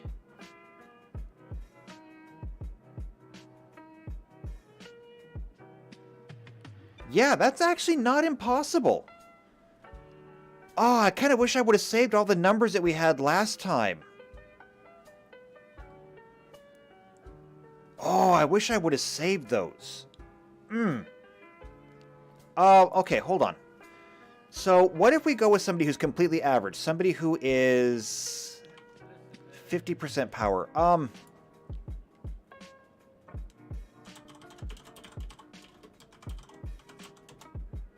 Okay, Wheel of Time. Traveling. Portal called a gateway. Do we have anything here as like a... Do we know what the weave is? Let's see.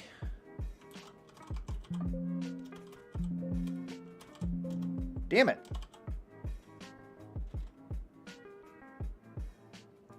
The weave was considered lost. Yes, yes, yes.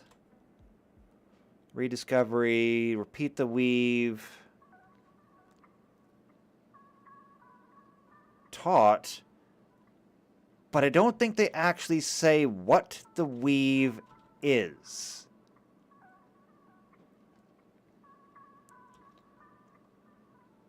So I don't know. Let's see. Minimum strengths and talents. Like many weaves, a minimum strength is required for it to work. A woman who is too weak to travel can still form the weaves, if not make it active. This is evident when Cadswain learns it from Cerelia. The exact level to make it work is not known. Let's see. Masana tells Alviren that her strength is not much, but enough. This does not give us a very accurate measurement. Let's see. But it doesn't tell us what the weave is or what parts of the one power it needs. I don't think it would just be spirit.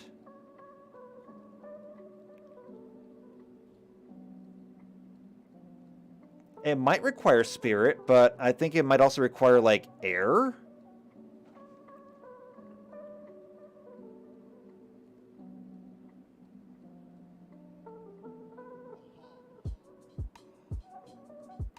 I don't think it actually tells us.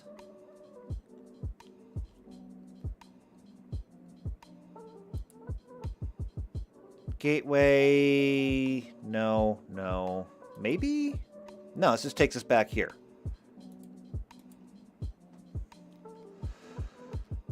Uses of weapon, I don't care. Limitations, variations, exceptions, true power, no. So it doesn't actually tell us what part of the, what part of the whole spectrum of the one power it uses, so we're not going to be able to make any assumptions there. Instead, okay, here's what we're going to do. Let's try for somebody completely average.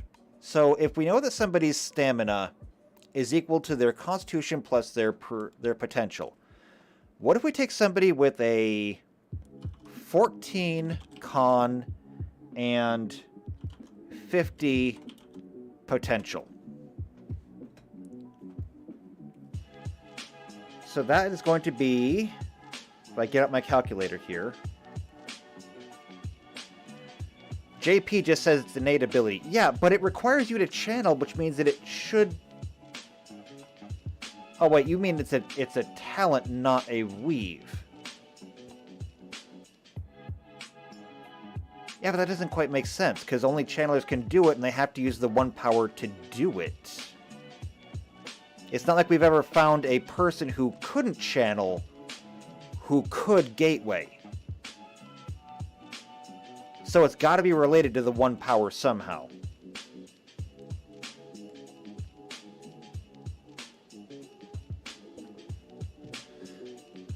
Alright, so a person...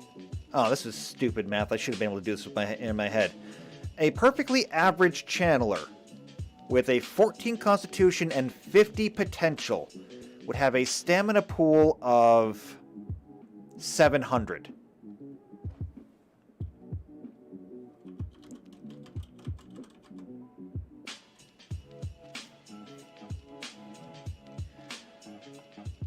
$700 would not be enough to go a mile with a gateway, according to the rules that we have now. According to the rules we have now, you would need to have 1,056 stamina to make a gateway to go a full mile. But gateways go a lot farther than that.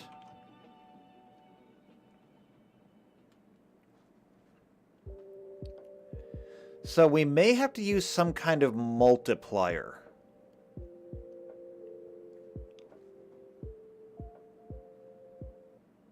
Let's see. Minimum strength and talents is gateways in their behavior.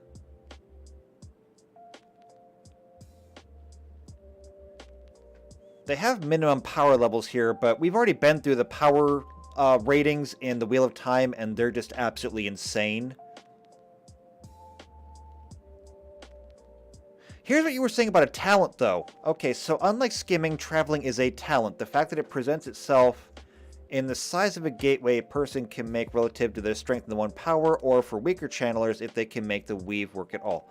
So it does require a weave and a talent. So it does take both. I guess the way it works is if you have the talent, you can make a gateway. If you don't have the talent, you can skim.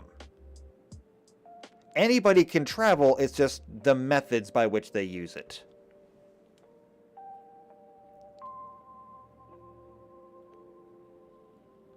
I really don't want to mess with talents, though. I just want to make this a weave like anything else. It might not be perfectly accurate, but I think it'll be a lot easier and a lot more mechanically sound.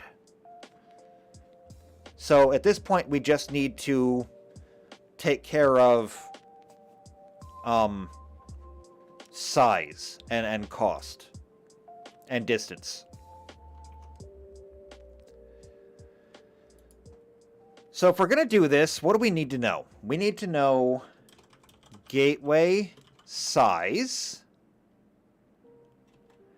and we need to know distance. Obviously, a gateway the size of a bread box is going to cost differently than a gateway the size of a house, okay? We're not pulling an Avengers Endgame here. Not unless you're, like, really, really super powerful.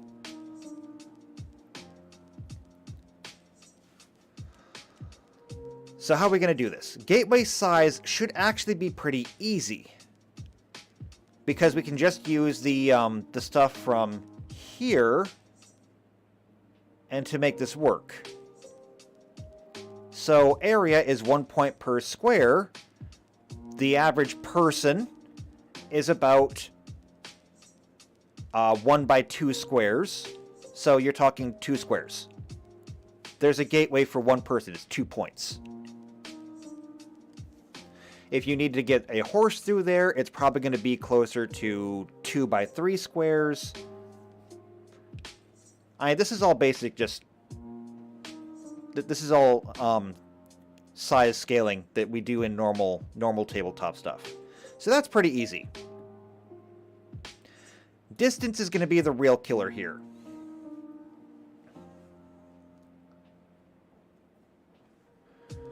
So if the average is like 700 stamina, we need to figure out a way to make that kind of work for us.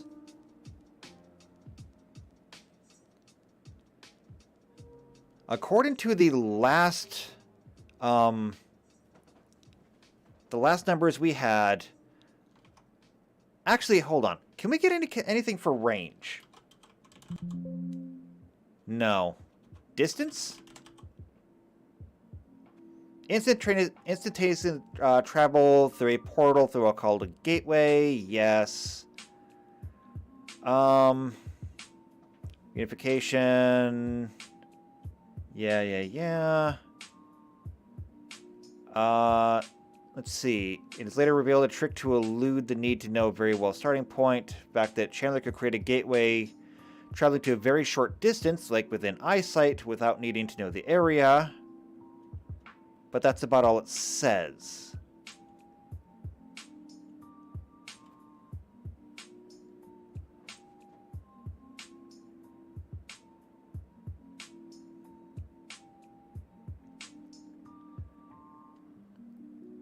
Okay. Maybe I'm going about this wrong. Why don't we take a look at a spell? Because this is basically just another way to teleport. So let's go with... let's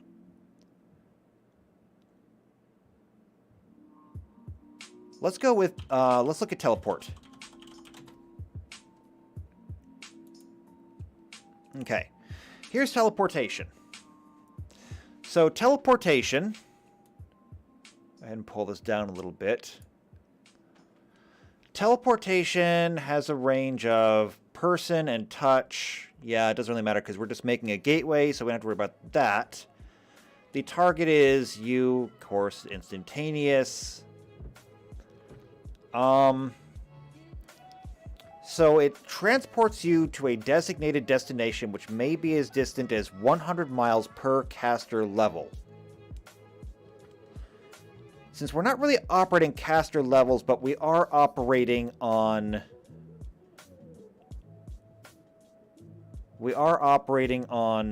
stamina. We need to figure out a way to kind of make this work. So, 1 point per mile seems to be very much too little. The only way I could go with 1 point per mile is if we did treat it as if it were like an innate ability that you would have to roll a dice for. And really randomize that. Otherwise, we'd have to go with, like, skimming. Which I don't have a problem with.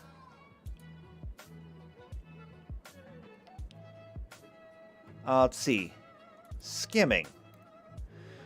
Skimming is a specialized use of the one power, the simplest form of traveling. But while the ability to travel is considered a talent, the ability for skimming is not, and all channelers who know the weave can use it when the required strength is provided. Skimming is performed by opening a gateway to a pitch-dark area where the user creates a platform, gets on it, and moves in any direction he or she wishes. If anyone falls off the platform, they will fall forever and die of starvation or sheer terror. Don't screw up. As it's a more indirect version of traveling, they do not need to know his or her surroundings or destination. Some familiarity is still required. Let's see. But how long does it take?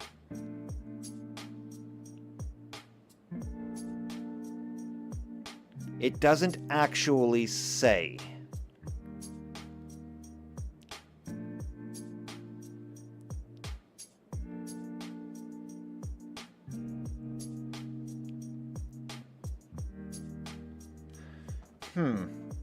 Okay.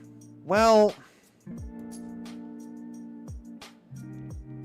let me think. So we're going to have to do two sets of rules here, one for traveling and one for skimming. That much seems obvious.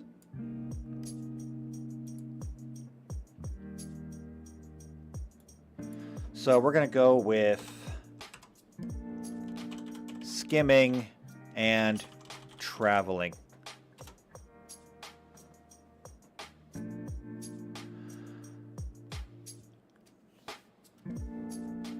Part of me almost doesn't even want to put this in here because I feel like it could be used to just skip a lot of things. But I'm going to do it anyway just because it would feel wrong to not have it in there. Alright, so for skimming. Skimming does not generally require a whole lot of power to do so. So for somebody of average stamina in order to channel,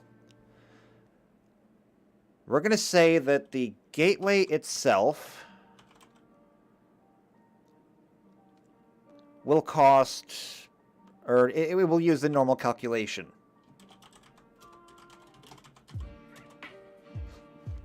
This will go away for a minute. The distance will be calculated by...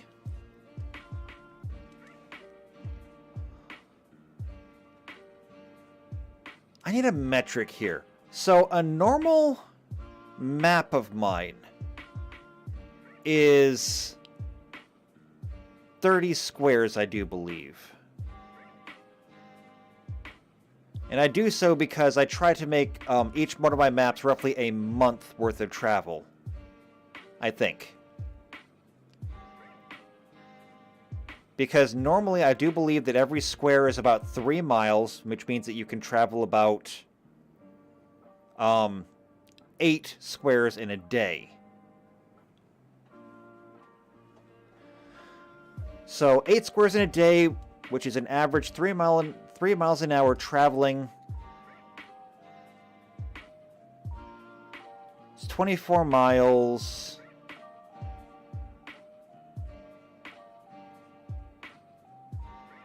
If I wanted to use that as kind of my metric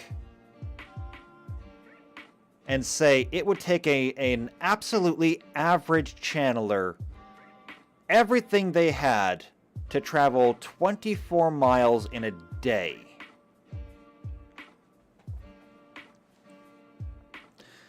If we took that 700 stamina and divided it by 25, we would come out with 4 times 8. Right? Where's my calculator? 700 divided by 25. Yeah, comes out to 28. So 28 miles, which is a little bit higher than what I would normally do in a day, but that leaves a little bit left over. So I'm thinking that we can do distance at, say, 25 stamina per mile.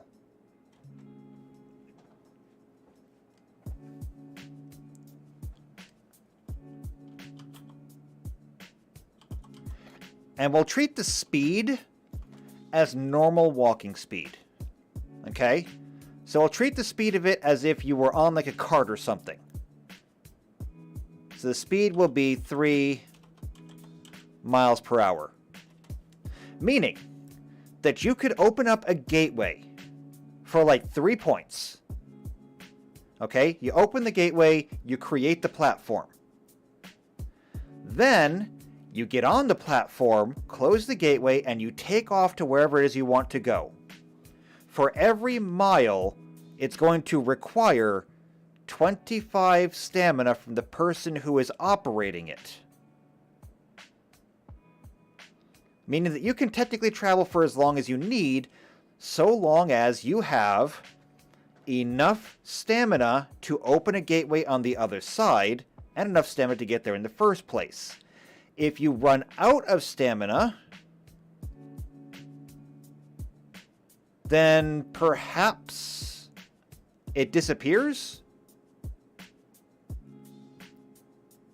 Except I don't think that you really need to do... Did anybody need to do anything in the books to keep the skimming going? Because I think, like, Rand actually took a nap.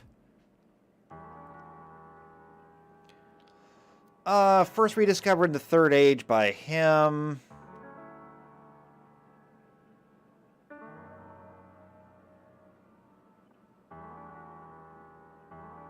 Yeah, it doesn't actually say anything. I'd have to go through and reread that. But I think what we'll do is we'll just have it, or we'll keep these rules, and if you don't have the stamina to open it up on the other side, you can't get out. I'll go back and do some more research and see what'll happen if you can actually sleep or something while not doing this, or if it requires concentration to keep it going. Now, if we wanted to do this, if we wanted to keep these same rules and go with actual traveling, why don't you let me know in the chat if you think that this should be talent-based or if it should be power-based.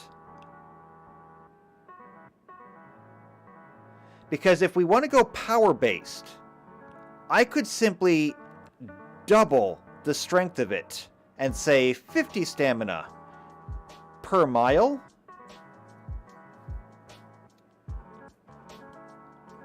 And you could just open up a gateway and walk between them. Whereas if we were to make it an innate ability, we could keep the numbers the same, but we would completely eliminate the speed. So you could open up a gateway, and it would be a doorway. You open up the doorway, you walk from point A to point B. No speed, it just takes you the strength that you have, and you're good.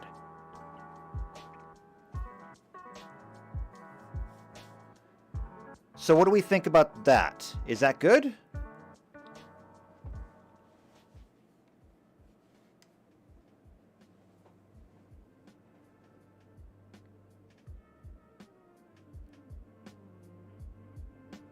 I don't know. I think that's good.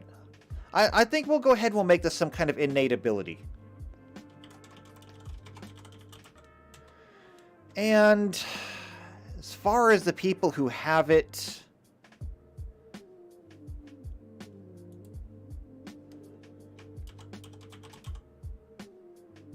let's see. Talent, forgotten talent.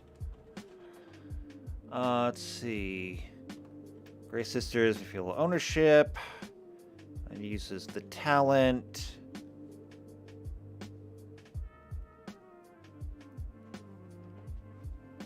Let's see. Minimum strength in talents. Let's see. Presents itself as...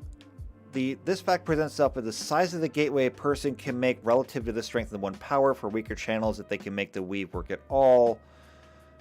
He shows an extreme of this talent.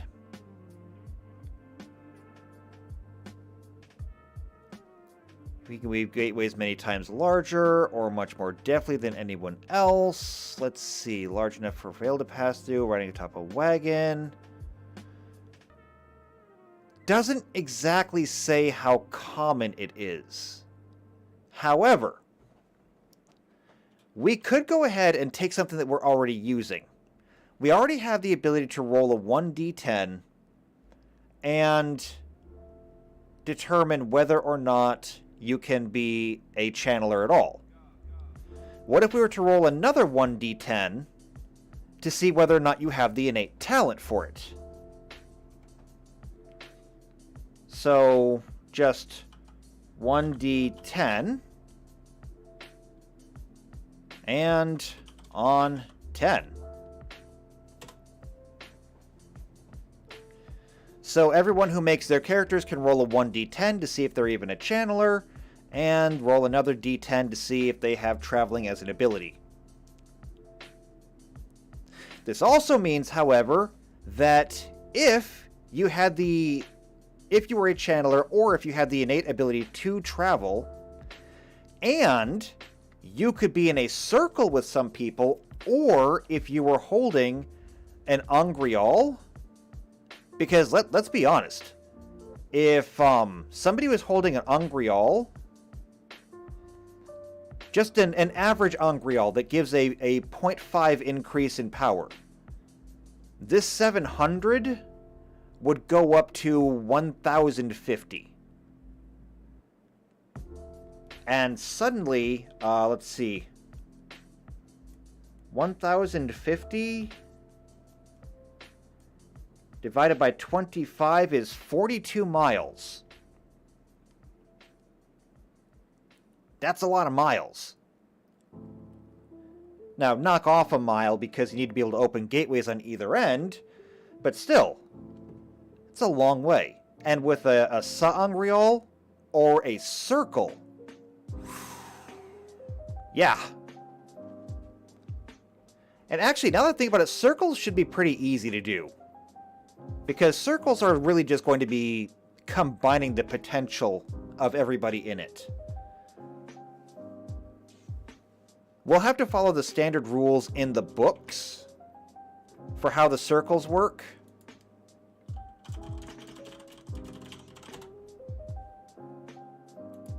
Right, linking. So, circle formation. A woman must be the one to start and form the link. She's able to pass the control to a man once it's done. Men are absolutely unable to form circles on their own. Instead, without a man, the maximum number of channelers, exclusively female circles, is 13. With the addition of a man, bring the total of 14. An additional 13 female channelers are possible, reaching up to 27. After that, you can keep going on and on and on, until you get to a total of 72. However, I think with the linking, you could literally just add in everybody's potential. And once you had done that, you could have a massive, massive pool. I mean, think about this. If you had 72 people with an average of 700 stamina, 700 times 72 comes out to 50,400 stamina.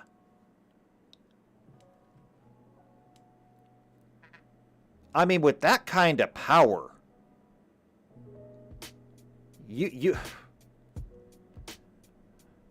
with that kind of power, looking down here at our ability to weave, I mean, you could just take 1,000, well, actually with 50,000 points, take 9,000 points and just add it into these two D10s. That would be 2,000 D10 damage. And you would still have 49,000 points for range and area. We're talking ludicrous numbers here. For that matter, with 50,000 stamina, you could travel for 2,016 miles. It's like traveling to another continent.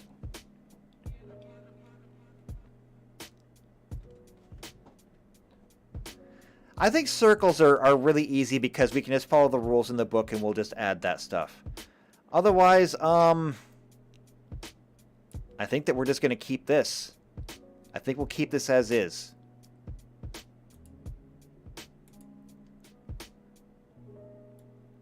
So we'll go ahead, put that over there. That's good.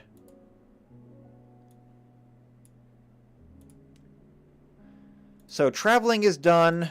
Circles are basically done. I just discussed them. There's not a whole lot else to do there. Font effects. We'll go with strike through. There we go. Done. So, that just leaves crafting and steadings. Honestly, steadings are not going to be too hard because steadings are just places where the power doesn't function. I put it on here, but there's not a whole lot that really needs to be done with that. You enter a steading, you can't use it. As far as I know, steadings do not actually hurt any kind of channeler. They just don't like being there.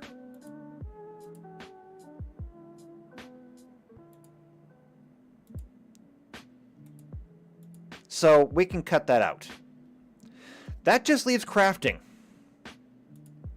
Because we will need to have rules for crafting Ungrial, Saungrial, and Turungrial.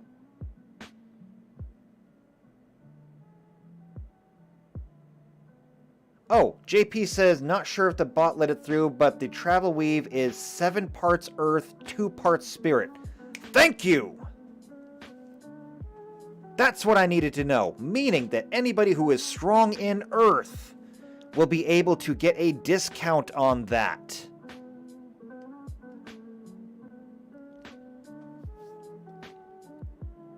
Okay, so, can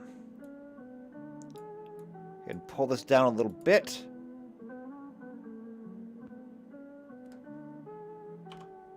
Seven parts earth, 2 spirit.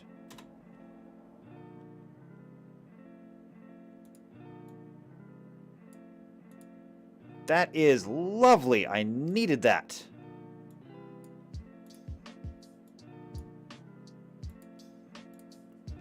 Perfect.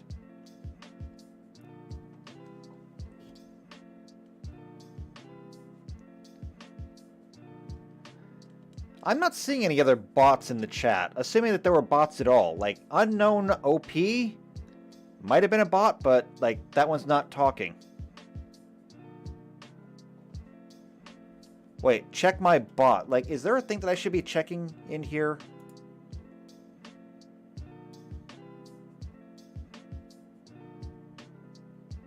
If there's a thing in here that I should be checking, I don't know what it is. I don't fully understand this whole streaming thing yet. I'm still learning. If there's a chat thing here that I'm supposed to be looking at, I don't know what it is. Oh, is that why you had a message removed? Yeah, YouTube doesn't like it when you pass or post links. I don't know why. But they don't like it when people post links at all. Okay, though. This is good. Maybe I have to alter these numbers a little bit to kind of account for this. Like, instead of being 25 stamina per mile, let's see, 7 plus 2 is 9.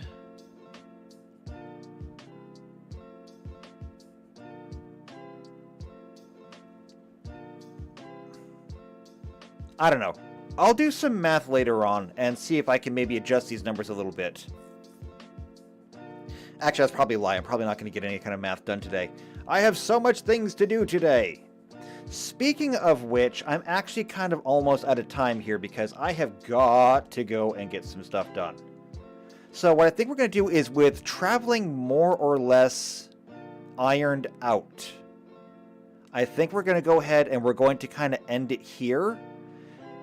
And we'll save crafting until next time, because crafting could take a while.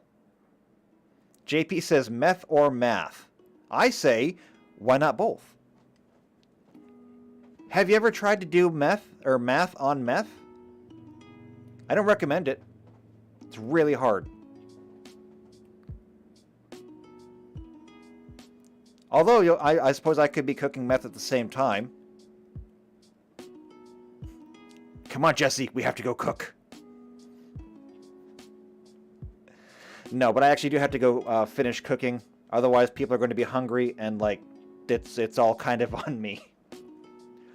Alright, so, I'm going to hop off of here. Like I said, next time we'll take care of crafting. Crafting could take a while. I have made many crafting systems before, and they all take time to make. Because they are so hard to balance. If you make your crafting too cheap, then everybody has magic items. If you make it too expensive, nobody bothers to craft anything at all. It's a hard line to walk. So, we're going to save that. For now, I'm just going to save the work that we've got here, so we don't lose anything, and call it a day. So, if you've enjoyed this, and I hope that you have, make sure you subscribe to the channel. Make sure you hit the icon to get notified every time they come in. Or join the Discord, in which case I'll remind you a half an hour before the stream comes up. I keep trying to remind people. It doesn't seem to attract anyone new, but I keep throwing it out there anyway. Eventually I figure they'll come into the chat just to tell me to stop spamming their Discord servers. Either way, I'm like a neglected child. I'll take attention anywhere I can get it. So, if you think that anybody else also might like this stream, or like this whole concept that I'm working on, share this video with them. But otherwise, just leave a like on the stream, leave a comment down below, especially if you've got ideas. If you have ideas, leave them down below as well. Either way, though, I'm out of here. Have a good Easter.